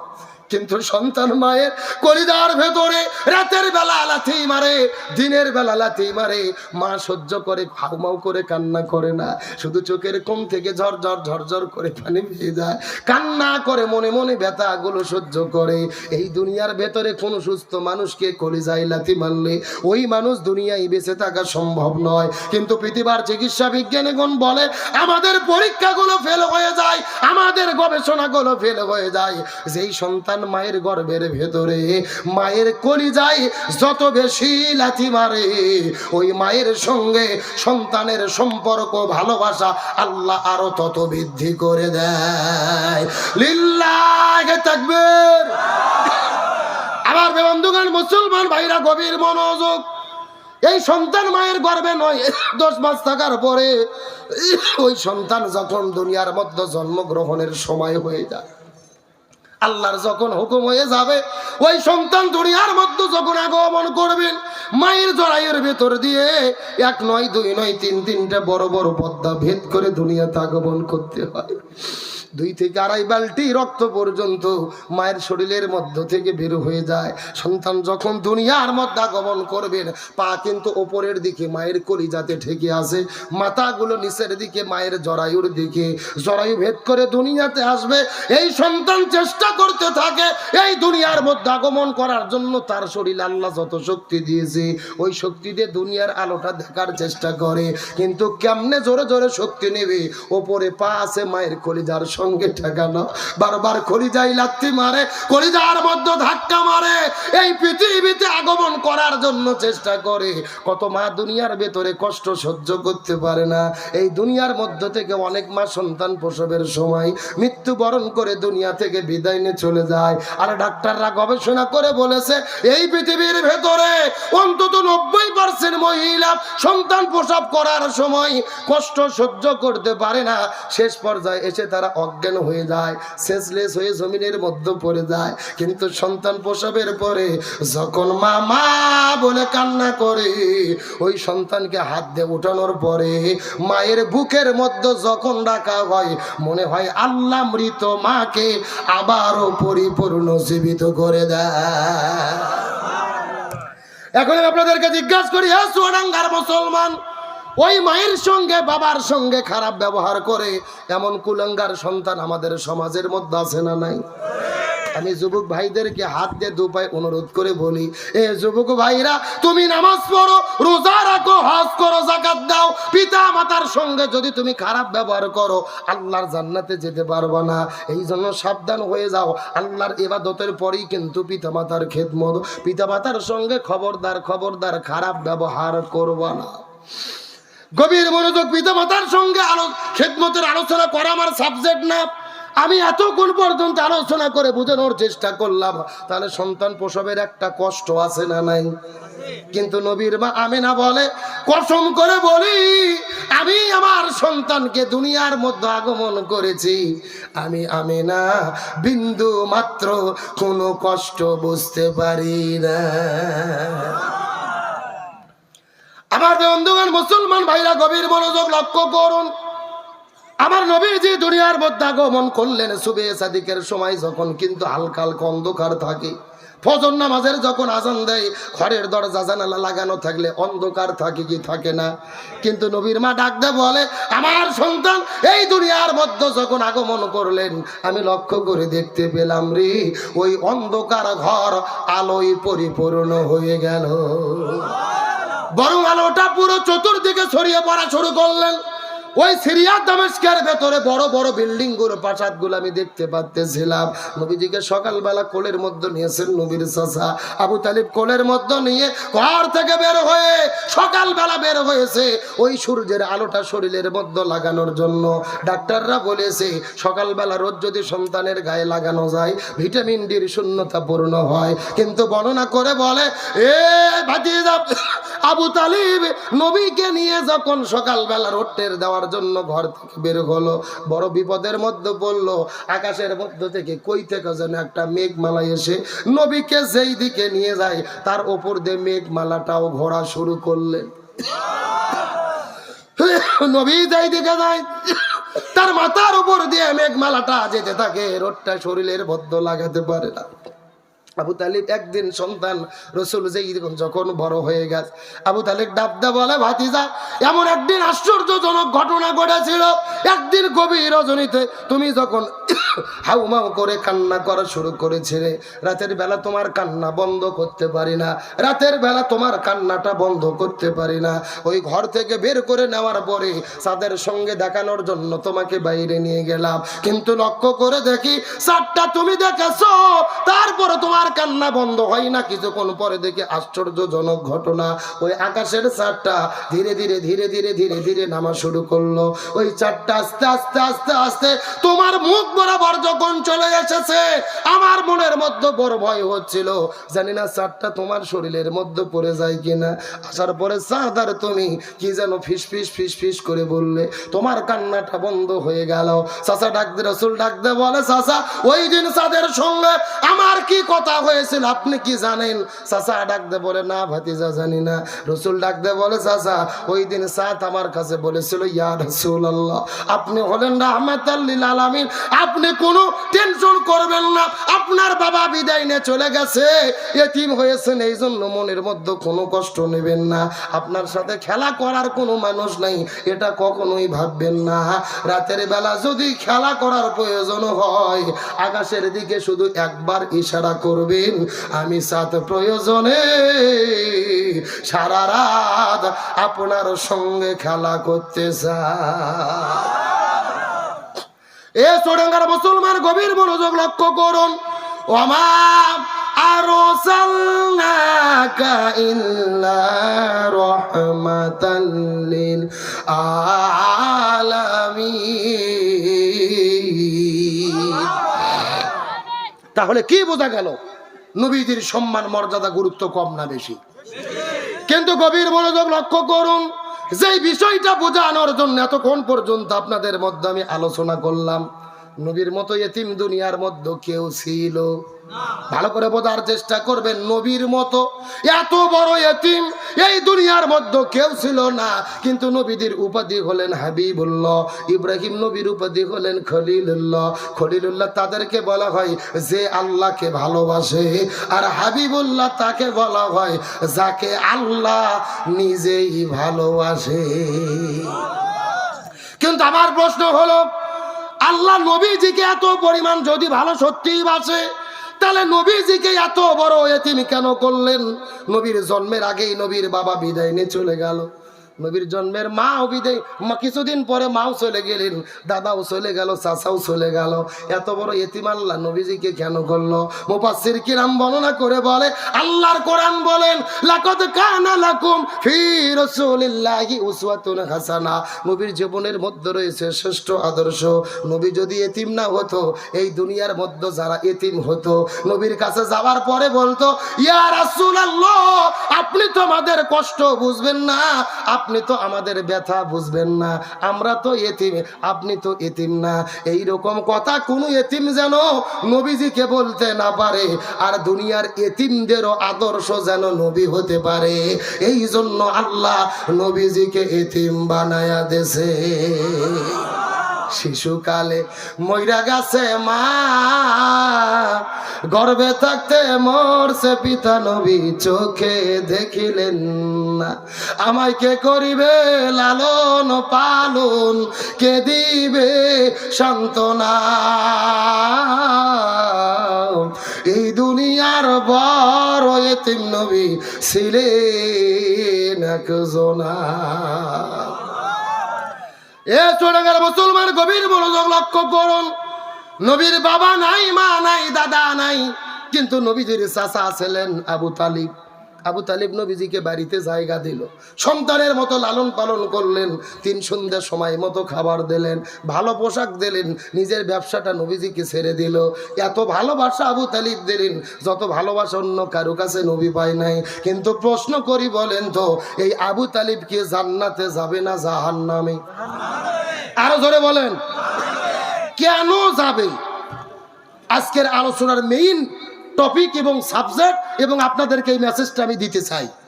নবীজিকে বাড়িতে রাখলেন, সন্তানের মতো লালন পালন করলেন, খাবার দিলেন, পোশাক দিলেন, সন্তানের মতো বড় করলেন, চাকরি ছেড়ে দিলেন, ব্যবসা ছেড়ে দিলেন, অথচ ওই চাচা আবু তালিব কেন জাহান্নামে যাবে জানার দরকার আছে না নাই? আলোচনাকার মিনিট 10 চলবে, কথা বলেন, চলবে? এ মুরবি মুরবি মুরবি, আচ্ছা ছেড়ে দেন, ও আবার জোর করলে কাপড় নষ্ট করতে পারে। আমার ভাই আবু তালিব কেন জাহান্নামের মধ্যে যাবে বলবো, তবে এখন যদি অনুমতি দেন আমি মহিলাদের জন্য 2 মিনিট কিছু বলবো। বলার দরকার আছে না নাই? আমার বন্ধুগণ, মুসলমান ভাইরা, গভীর মনোযোগ। মা বোনদেরকে ডাক দে বলি, মা বোনেরা কথাগুলো কান খাড়া করে ভালো করে বোঝার চেষ্টা করবেন। আমার নবী মেরাজের রজনীতে সর্বপ্রথম চলে গেলেন জান্নাতের ভেতরে। ওই জান্নাতটা পরিভ্রমণ করে দেখার পরে নবীজি জাহান্নামের মধ্যে চলে গেলেন। ওই জাহান্নামের মধ্যে যাওয়ার পরে লক্ষ্য করে দেখে ওই জাহান্নামের ভেতরে হাজার হাজার মহিলাদেরকে আগুন দিয়ে দাউ দাউ দাউ দাউ করে জ্বালানো হচ্ছে। ওই মহিলাগুলো জোরে জোরে চিৎকার করে চেঁচামেচি করতেছে, আর মহিলাদের মাথার উপরে বসে কিছু কাকগুলো তাদের মাথার মগজগুলো ঠুকরে ঠুকরে খাচ্ছে। এই দৃশ্য দেখার পরে নবীজির মনটা বড় খারাপ হয়ে গেল।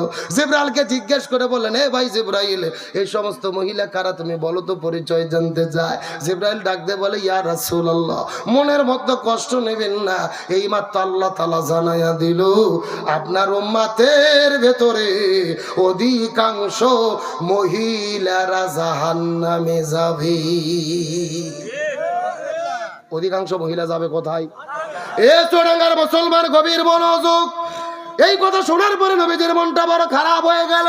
জিবরাইলকে জিজ্ঞেস করে বললেন, হে ভাই জিবরাইল, অধিকাংশ মহিলা কেন জাহান্নামের মধ্যে যাবে বলো তো? জিবরাইল ডাক দিয়ে বলে, ইয়া রাসূলুল্লাহ, অধিকাংশ মহিলা জাহান্নামের মধ্যে যাবে, এর পেছনে অনেকগুলো কারণ রয়েছে। তার ভেতরে প্রধানত কারণ হলো 2টা। জোরে বলেন, কয়টা? সাউন্ড নাই। আপনাদের কি কষ্ট হচ্ছে? এই যে আমি বসে আছি একেবারে সোজা, ডান দিকে এক ভাগ, বাম দিকে আর এক ভাগ। আপনারা মুখ বন্ধ করে থাকেন, আপনারা বলেন তো দেখি, অধিকাংশ মহিলা জাহান্নামে যাবে, তার পেছনে কারণ হলো কয়টা? আরো জোরে। আপনারা মুখ বন্ধ করেন, আপনারা বলেন তো দেখি, অধিকাংশ মহিলা জাহান্নামে যাবে, তার পেছনে কারণ হলো কয়টা? ওরে বাবা, কেন ভাগ করে দেন, সাউন্ড বাজতেছে, তার মানে আপনি আলসেমি করতেছেন না? এ চোরাঙ্গার মুসলমান, গভীর মনোযোগ।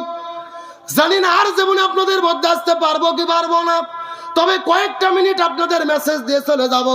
ডানে যারা আছেন কথা বলবেন, বামে যারা আছেন কথা বলবেন, মঞ্চে যারা বসে আছেন তারাও কথা বলবেন। সবাই মিলে চিৎকার করে বলেন তো, অধিকাংশ মহিলা জাহান্নামে যাবে, তার পেছনে কারণ হলো কয়টা? আরো জোরে। নবীজি ডাকতে বলে, এ ভাই জিবরাইল, এই দুইটা কারণ গুলো কি কি বড় তো দেখি। জিবরাইল ডাকতে বলে, ইয়া রাসূলুল্লাহ, এই দুইটা কারণের মধ্যে প্রথম নাম্বার কারণ হলো যেই মহিলাগুলো মাথার চুলগুলো বের করে, আজরা পাজরা বের করে, শরীরের বিভিন্ন অঙ্গ প্রত্যঙ্গ বের করে বেপরদা অবস্থায় রাস্তাঘাটে ঘোরাফেরা করে, গ্রামের মধ্যে ঘোরাফেরা করে, স্কুল কলেজ ভার্সিটিতে ঘোরাফেরা করে, মার্কেট বাজারে ঘোরাফেরা করে, এই সমস্ত মহিলাগুলো জাহান্নামের মধ্যে যাবে। তার মানে বোঝা গেল বেপরদা নারী যারা জাহান্নামে যাবে, তারা এ শূন্যস্থান পূরণ বোঝেন না? জোরে, বেপরদা নারী যারা। কে রে ভাই, পর্দার মিছিল করতে কি ভয় লাগতেছে? এমন সাউন্ড দেবেন মহিলাদের প্যান্ডেল যেন পার হয়ে যায়। এ জোরে বলেন, বেপরদা নারী যারা। এখন বলেন, বেপরদা নারী চুয়াডাঙ্গা জেলাতে আছে না নাই? আমি কি কিছু বলবো? এ চুয়াডাঙ্গা জেলার মা বোনদের ধরন বলিতে লাগে শরম সকালবেলা, আর সকালবেলা বরকা পরে, বিকাল বেলা ওড়না নাই। দাদা ভাই, ডিজিটাল দেশ বুঝি এটাই ঠিক।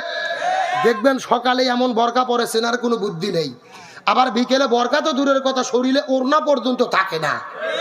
আর ওড়না যদি আমার দিকে তাকান এরকম পেঁচাইয়া একেবারে চকলেটের মতো মোড়াইয়া, লাশের মতো মোড়াইয়া গলার মধ্যে দিয়ে পিছন দিক দিয়ে ফেলে দেয়। ঠিক? আচ্ছা বলেন তো, পিছনে ঢাকার কি কিছু আছে? এগুলো পর্দা না বাটপারি?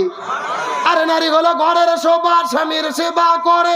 এখন উল্টো দেখি নারীরা সব স্বামী কি ধরে মারে। ঠিক? কারা কারা বইয়ের হাতে মার খাচ্ছেন হাত উঠান তো দেখি। এ উঠান। একজনও নাই, সব তো আল্লাহর ওলি বসে আছে। একজন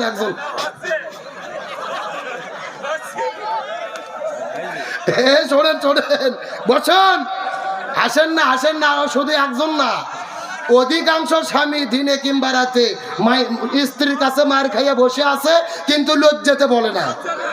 কিন্তু এই দেশে যেরকম স্বামীকে মারা বউ আছে, একই রকম বউকে মারা স্বামী আছে না নাই?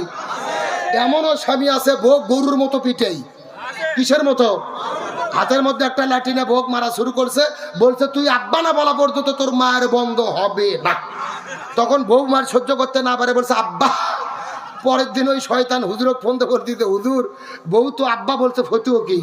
আমি বললাম ফতুয়া পরে, আগে তোর বাটাম ফাটাতে হবে। তার কারণ বলেন তো, বউ কি মারা যাবে? কে বলে বউকে মারা যাবে না? বউকে কখন মারা যাবে আমি কি বলবো? রাগ করতেছেন নাকি? হ্যাঁ, ভালো করে তাকান।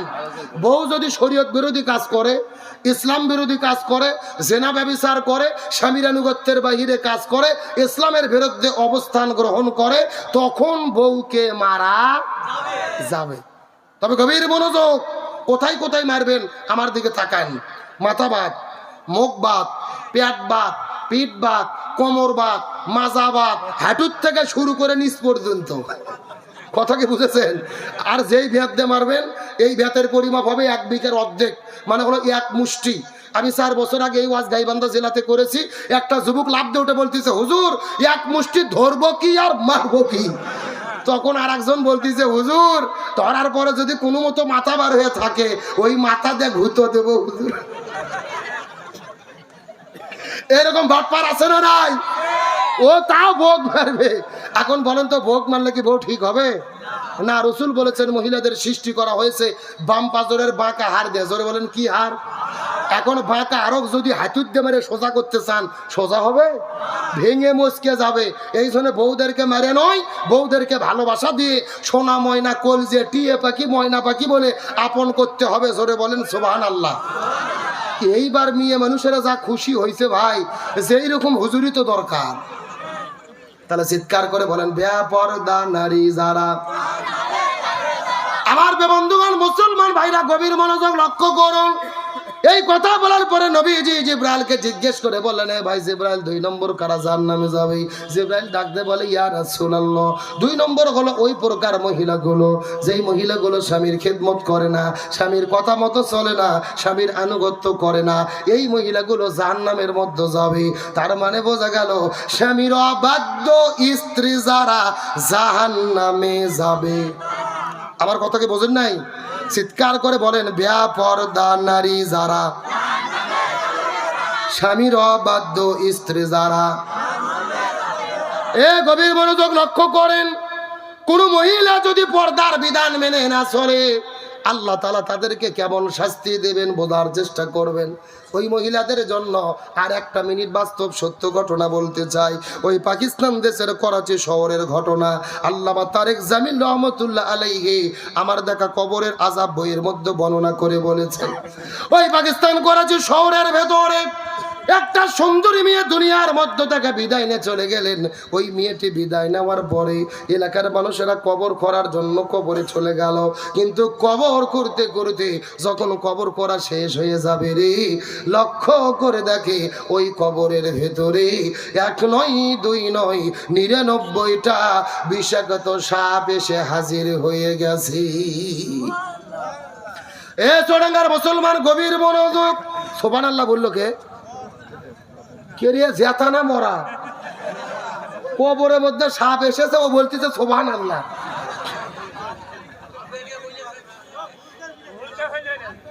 আলোচনা কি চলবে? কারা কারা চলবে না হাত তোলেন।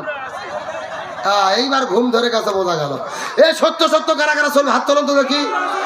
লিল্লাহি তাকবীর। সাউন্ড হয়নি, হাত নামান। আপনাদের এই মাঠে কি ফুটবল খেলা হয়? বিয়ে অবিয়ে খেলা হয় না? এক পাশে যারা বিয়ে করছে তারা আর এক পাশে যারা বিয়ে করেনি তারা এরকম খেলা হয় না?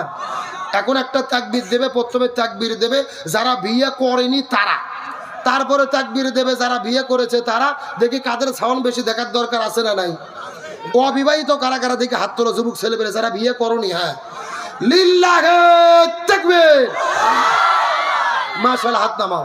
এখন যারা যারা বিয়ে করছেন বাবা, যারা মুরব্বীরা, বড় ভাইরা, যারা যারা বিয়ে করেছেন হাত উঠান, যারা যারা বিবাহিত। জি, লিল্লাহি তাকবীর। বাপজান সাউন্ড কোনটা বেশি? আপনি বিয়ে করছেন এই জন্য বলতেছেন নাকি? আসলে বিয়ালাদের সাউন্ড বেশি হওয়ার কারণ হলো বিয়ালাদের সংখ্যা বেশি। কতক্ষণ ঠিক কিনা? এখন বিয়ে অবিয়ে সবাই মিলে 60টা যদি একটা তাকবীর দেয়, সাউন্ড কম হবে না বেশি হবে? সবাই মিলে এমন একটা তাকবীর দেব, আশেপাশে কোনো সার পোকা, তেলা পোকা, উই পোকা, ইসলাম বিদ্বেষী শক্তি যদি থাকে ওদের অন্তরের জন্য কাঁপুনি সৃষ্টি হয়। রাজি আছেন? সবাই টান টান করে হাত তোলেন তো দেখি। সবাই হাতগুলো একটু নাড়াচাড়া করেন তো, ঘুম ছাড়ুক। নাড়াচাড়া করেন। আলহামদুলিল্লাহ, হাতগুলো মুষ্টি করেন, মুষ্টি। লিল্লাহি তাকবীর। আল কোরআনের আলো ঘরে ঘরে জালো, সংসদে জালো, দুনিয়ার মুসলিম ইসলামের শত্রুরা, কোরআন আছে যেখানে, হাদিস আছে যেখানে, লিল্লাহি তাকবীর। আলহামদুলিল্লাহ ভাই, আমার কলিজা ঠান্ডা হয়ে গেছে। রাত বাজতেছে 5 মিনিট কম 12টা। আপনাদের চোখের দিকে সেই মনে হচ্ছে সন্ধ্যে 7টা বাজে। মানে 2 ঘন্টা টাইম কোন দিক দিয়ে পার হয়ে গেছে আমরা বুঝতেই পারিনি। আমার মন বলতেছে আজকের মাহফিল আল্লাহর দরবারে কবুল হয়ে গেছে। আমিন বলেন। মিনিট 15 টাইম কি দেওয়া যাবে? আল্লাহর রহমতের লোক কিন্তু বাড়ছে, কমেনি। সুবহানাল্লাহ কোন? তাহলে মেসেজ দিচ্ছিলাম শান্তির জন্য কি লাগবে? আরো জোরে বলেন। তাহলে কোরআন এবং আলেমদের পক্ষে আমাদের সমর্থন থাকবে তো ইনশাআল্লাহ? আগামী নির্বাচন পর্যন্ত কি আজকের ওয়াজ মনে থাকবে? আবার অনেক হয়তো বা কষ্ট পেলেন, হুজুর শেষে এসে আবার ভোটের কথা বললেন কেন? না, আমার বাড়ি আমরা বগুড়া জেলা। আমার বাড়িতে যেই কোরআন আছে ওই কোরআনের সূরা নিসার 85 নম্বর আয়াতে ভোটের কথা আছে। আপনাদের চুয়াডাঙ্গা জেলার কোরআনে নাও থাকতে পারে। হ্যাঁ, আছে আছে। আচ্ছা, কি লেখা আছে আমি কি একটু বলবো? আল্লাহর কোরআন বলেছেন, মাইয়াশফা শাফাআতান হাসানাতাই ইয়াকুল্লাহু নাসিবুম মিনহা। আল্লাহ বলছেন আপনি যেই লোককে ভোট দেবেন ওই লোক ভোট পায় ক্ষমতার যাওয়ার পরে যদি রাস্তাঘাট করে, মসজিদ মাদ্রাসা করে, জনগণের কল্যাণে কাজ করে, ভালো ভালো কাজ করে, ওই লোক ভালো কাজ করে যেই সওয়াব পাবে আপনি ওই লোককে ভোট দেওয়ার কারণে সমপরিমাণ সওয়াব আল্লাহ আপনার আমল নামার ভেতরে লিখে দেবে। আর একটু জোরে বলেন। তার মানে এমপি ভালো কাজ করে যদি 2000 সওয়াব পায়, 1000 সওয়াব আপনার, 1000 সওয়াব এমপির। গভীর মনোযোগ। পক্ষান্তর আল্লাহ বলেছেন আপনি যেই লোককে ভোট দেবেন ওই লোক ভোট পায় ক্ষমতায় যাওয়ার পরে যদি জনগণের চাল ডাল গম চুরি করে খায়, রাস্তার রড বালু সিমেন্ট চুরি করে খায়, রদের বদলে ব্রিজে বাঁশ ঢুকে দেয়, দেশের টাকা বিদেশে চুরি করে নিয়ে যায়, আলেমদের জেলেবন্দি করে, কোরআনের নীতি বাদ দিয়ে মানব রচিত নীতিতে দেশ চালায়, ওই লোক কোরআন বিরোধী কাজ করে, অন্যায় অপকর্ম করে যেই গুনাহ হবে ওই গুনার একটা অংশ আল্লাহ আপনার আমল নামার ভেতরে বিকাশ করিয়া পাঠাইয়া দেবে। কথা কি বোঝা যায়? তার মানে বোঝা গেল একটা ভোটের কারণে জান্নাত হতে পারে, আবার একটা ভোটের কারণে জাহান্নাম হতে। হাসরের ময়দানে দেখা যাবে কিছু মানুষের গলার ভেতরে সিমেন্টের বস্তা ঝুলানো। এই লোক বলবে কে ভাই আপনার গলায় সিমেন্টের বস্তা কেন? আপনি তো নামাজ পড়তেন 5 ওয়াক্ত, মাথার টুপি মুকুটদারি, হজ করতেন 6 বার। হাজী সাহেব বলতেছে আমি যেই লোক ভোট দিছিলাম ও 200 ব্যাগ সিমেন্ট চুরি করছিল, আল্লাহ ওর গলার দেশে 100, আমার গলাতে 100। কথা কি বোঝা যায়? কিছু লোকের আমল নামার মধ্যে দেখা যাবে চাঁদাবাজি করার গুণ লেখা। এই লোকটা হাজি মানুষ, নামাজ পড়ছে, একে জিজ্ঞেস করাবে কি খবর হাজি সাহেব, চাঁদাবাজিও করতেন? চাচা বলবে না রে পাগল, গোপন ঘরত একটা ভুল করে ভুল জায়গা ছিল মারছিলাম, এখন যাক সিল মারে এমপি বানাইছি, ওই এমপি হইয়া 10 কোটি টাকা চাঁদাবাজি করছে, আল্লাহ 5 কোটি টাকার গুণ এমপি দিয়েছে, 5 কোটি টাকার গুণ আমার আমল নামার মধ্যে ঢুকাইয়া দিছে। একেবারে সোজা কথা। যাকে নির্বাচিত করবেন ও যদি ভালো কাজ করে আপনিও ভালো কাজের সওয়াব পাবেন, যদি খারাপ কাজ করে খারাপ কাজের গুনার ভাগ আপনাকে হতে হবে।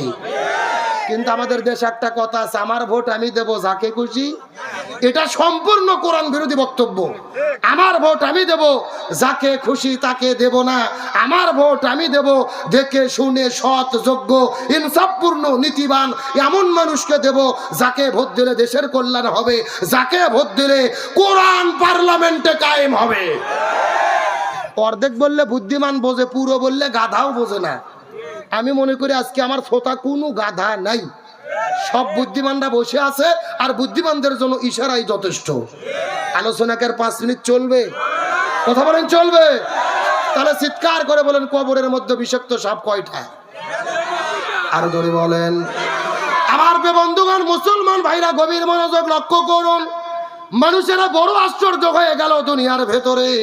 জীবনে কতদিন কবর খনন করেছি, এই রকম কবরের মধ্যে তো সাপ দেখতে পারি নাই। প্রথম কবর বাদ দিয়ে 2 নম্বর কবর করা শুরু করলেন। ওই 2 নম্বর কবরের ভেতরে 99টা সাপ তারা কবরের মধ্যে দেখতে পারলেন। 2 নম্বর কবর বাদ দিয়ে 3 নম্বর কবর করা শুরু করলেন। 3 নম্বর কবরের ভেতরে 99টা সাপ তারা দেখতে পারলেন। এক একে 3টা কবর খনন করেছে। 3টা কবরের ভেতরে 99টা করে সাপটা দেখার পরে তারা বড় টেনশনের মধ্যে পড়ে গেলেন। ওই পুরো পাকিস্তান দেশের মধ্যে হইচই রব পড়ে গেল। ওই দেশের বড় বড় মুফতি মুহাদ্দিসদেরকে, আলেমদেরকে, ফকিদেরকে ডাকা হলো। এ ফকিগণ ফতুয়া দেন তো দেখি। এক একে 3টা কবর খনন করেছে। 3টা কবরের ভেতরে 99টা করে সাপ দেখতে পেরেছি। এখন আমরা কি করব সিদ্ধান্ত জানতে চাই। সব আলম মিলে ফতুয়া দিয়ে পৃথিবীর মানুষেরা এক একে 3টা কবর খনন করেছো। 3টা কবরের ভেতরে 99টা করে সাপ চলে এসেছে। এখান থেকে বোঝা গেল 3টা কবর কেন, 3000 কবর কেন, 3 লক্ষ কবর কেন, 3 কোটি কবর করে কোনো লাভ হবে না রে। ওই মেয়েটি দুনিয়ায় যে পাপ করেছে ওই পাপের কর্মফল তাকে কবরে ভোগ করতে হবে। এ সোডাঙ্গার মুসলমান গভীর মনোযোগ। এই মেয়েটি দুনিয়ার মধ্যে কি এমন পাপ করলো যেই পাপের কারণে কবরের মধ্যে আল্লাহ 99টা সাপ পাঠিয়ে দিল? জানার দরকার আছে না নাই? আমি অবশ্যই বলবো। তবে এখন আমি চলে যেতে চাই আপনাদের আলোচনার দিকে ফিরে। নবীর নাতি আবু তালিব যাবে কোথায়? এ সোডাঙ্গার মুসলমান গভীর মনোযোগ। যেই মেসেজটা দেওয়ার জন্য এতক্ষণ পর্যন্ত আপনাদের মধ্যে আলোচনা করেছি, গভীর মনোযোগ দিয়ে বুঝবেন। নবীর চাচা আবু তালিব নবীকে বাড়িতে থাকতে দিলেন, খাবার দিলেন, খাদ্য দিলেন, পোশাক দিলেন, সন্তানের মতো লালন পালন করলেন। তারপরে আবু তালিব কেন জাহান্নামের মধ্যে যাবে? আবু তালিব যেই দিন মৃত্যুবরণ করবে, আমার নবীজি চাচার শয়নের কাছে গিয়ে হাউ মাউ করে কান্না করা শুরু করে দিয়েছে। নবীজির বাবা চলে গেছে, মা চলে গেছে, দাদা চলে গেছে, একটা দাদা চলে গেছে, চাচাই সম্বল ছিল, চাচার কালে দাঁড়িয়ে আছে, বিদায় নিয়ে চলে যাবে।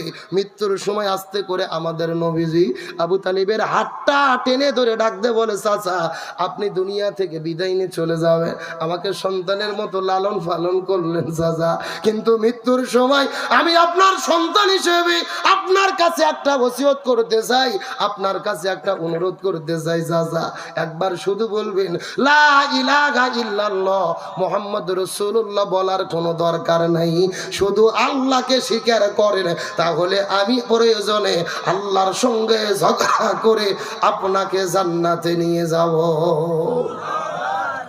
এ চুয়াডাঙ্গার মুসলমান, কথার গুরুত্ব এখনো বোঝেন নাই। নবী ডাকতে বললেন, চাচা শুধু বলবেন লা ইলাহা ইল্লাল্লাহ, আল্লাহ ছাড়া কোনো ইলাহ নাই, উপাস্য নাই, মাবুদ নাই, শুধু আল্লাহকে স্বীকার করেন, আমাকে স্বীকার করার কোনো দরকার, শুধুমাত্র আল্লাহকে স্বীকার করে যদি বিদায় নিয়ে চলে যান, আমি আপনার ভাতিজা হিসেবে প্রয়োজনে আল্লাহর সঙ্গে ঝগড়া করে আপনাকে জান্নাতে নিয়ে যাব। নবীর কথা শোনার পরে আবু তালিব কালেমা পড়ার প্রস্তুতি গ্রহণ করলেন। পাশেই ছিল আবু জেহেল। আবু জেহেল এসে ডাকতে বলে, আবু তালিব তুমি কি কালেমা পড়বা? সারা জীবন বাপদাদার ধর্ম পালন করলে, মৃত্যুর সময় বাপদাদার ধর্মে কি চুলকালি লাগাইয়া দেওয়া, মুহাম্মাদের কথা মতো দিন ধর্ম ত্যাগ করবা? খবরদার খবরদার, এমন করা যাবে না। আবু জেহেলের কথা শোনার পরে আবু তালিব কালেমা পড়লেন না, ঈমান গ্রহণ করলেন না, এই দুনিয়ার মধ্য থেকে বেঈমান হয়ে দুনিয়া থেকে বিদায় নিয়ে চলে গেল। কিন্তু নবীর মনে মানে না, নবী পিতৃ সমতুল্য চাচা আবু তালিব বিদায় নিয়েছে। নবী কান্না করে করে নামাজের সিজদায় চলে গেলেন, আল্লাহর কাছে ফরিয়াদ করে বলেন, আল্লাহ আমার চাচা আবু তালিবকে আপনি মাফ করে দেন, তার নামটা জান্নাতের খাতার মধ্যে লিখে দেন। আল্লাহ বলে, ইয়া রাসূলুল্লাহ আপনি কার জন্য হাত তুলেছেন? হাত নামান, ওই লোকটা আপনার চাচা হয়। আমি আল্লাহ তাআলা কিন্তু ভালো করে জানি, আপনাকে বাড়ির মধ্যে থাকতে দিয়েছে তাও জানি, সন্তানের মতো কোলে পিঠে করে মানুষ করেছে তাও জানি, খেতে দিয়েছে তাও জানি, আপনার চাচা আপনাকে ভালোবেসেছে। কিন্তু আপনি যখনই তাকে বললেন লা ইলাহা ইল্লাল্লাহ, আল্লাহকে স্বীকার করার দাওয়াত দিলেন, সে কিন্তু কালেমা বলল না। আমি আল্লাহ কোরআনে বলেছিলাম, ওয়া মা আতাকুমুর রাসূলু ফাখুযু, নবী যা বলবে, যা করতে বলবে তা তোমাদের করতে হবে। কিন্তু নবী আপনি চাচাকে অনুরোধ করে বললেন, হাতে ধরলেন, পায়ে ধরলেন, কিন্তু আপনার চাচাকে কালেমা পড়াতে পারলেন না। সুতরাং আপনি কান্না করে কোনো লাভ হবে না, আপনি চাইলেই আপনার চাচা হেদায়েত পাবে না। হেদায়েতের মালিক হলাম আমি আল্লাহ, যাকে খুশি হেদায়েত দেই, যাকে খুশি হেদায়েত থেকে বঞ্চিত করি। নবী আপনি ভালোভাবে শুনে নেন, আপনার চাচা আবু তালিব আপনাকে ভালোবেসেছে, কিন্তু আপনাকে অনুসরণ করে নাই। এই জন্য আমি আমার চাচাকে মাফ করব না, আর আপনার চাচা আবু তালিবকেও জান্নাতে ঢোকাবো না। এ চুয়াডাঙ্গার মুসলমান, গভীর মনোযোগ। দীর্ঘ 2 ঘন্টা ধরে যেই মেসেজটি দেওয়ার জন্য আলোচনাটা শুরু করেছিলাম, নবীজির চাচা আবু তালিব নবীজিকে সন্তানের মতো ভালোবাসলেন, বাড়িতে থাকতে দিলেন, লালন পালন করলেন। আমরা যতই চেষ্টা করি না কেন, আবু তালিবের মতো ভালোবাসাকে আমরা দিতে পারবো? কিন্তু আবু তালিব এত ভালোবাসা দেওয়ার পরেও কেন জাহান্নামের মধ্যে যাবে? কারণ হলো একটা, শুধুমাত্র ভালোবেসেছে, কিন্তু নবীর অনুসরণ করে নাই, ইত্তেবা করে নাই। আল্লাহর কোরআন বলে, কুল ইন কুনতুম তুহিব্বুনাল্লাহ ফাত্তাবিউনি, আল্লাহর যদি কেউ ভালোবাসা পেতে যায়, জান্নাতে যদি যেতে চায়, নবীর অনুসরণ করতে হবে। আবু তালিব শুধু ভালোবাসলো কিন্তু অনুসরণ করলো না। এখান থেকে শিক্ষা দাঁড়ালো, এই বাংলাদেশের ভেতরে 90% মুসলমান মুখে মুখে যারা শুধু নবীকে ভালোবাসার দাবি করে, মসজিদের মধ্যে নবীর প্রতি দরুদ পড়ে, ইয়া নবী সালাম আলাইকা বলে দরুদ পাঠ করে, কিন্তু যারা নবীর আদর্শ মতো জীবন চালায় না, নবীর আদর্শের আন্দোলন করে না, নবীর আদর্শ বাস্তবায়নে এই জমিনের মধ্যে কাজ করে না, এদেরও আবু তালিবের মতোই জাহান্নামে যেতে হবে। আরো জোরে বলেন। শুধুমাত্র যারা নবীকে মুখে মুখে ভালোবাসে এদের পরিণতি আবু তালিবের মতোই হবে। এই জন্য ঈমান শুধু মুখে নয়, ইকরার বিল লিসান, তাসদিক বিল জিনান, আমল বিল আরকান। মুখে স্বীকার করতে হবে, অন্তরে ধারণ করতে হবে, কাজের মাধ্যমে বাস্তবায়ন করতে হবে। সুতরাং আমি বলতে চাই, চুয়াডাঙ্গার মুসলমান, ওই নবীর আদর্শ আমরা কি মানতে রাজি আছি? শুধু কি মসজিদের ভেতরে, না সমাজের ভেতরেও? যেই নবীর আদর্শ দিয়ে মসজিদ চলবে, ওই নবীর আদর্শ দিয়ে পার্লামেন্ট পরিচালনা করতে হবে। যেই নবীর আদর্শ দিয়ে মাদ্রাসা পরিচালিত হবে, ওই নবীর আদর্শ দিয়ে এই বাংলাদেশটা পরিচালনা করতে হবে। সুতরাং ওই নবীর আদর্শ কায়েমের পক্ষে আমরা কি রাজি আছি?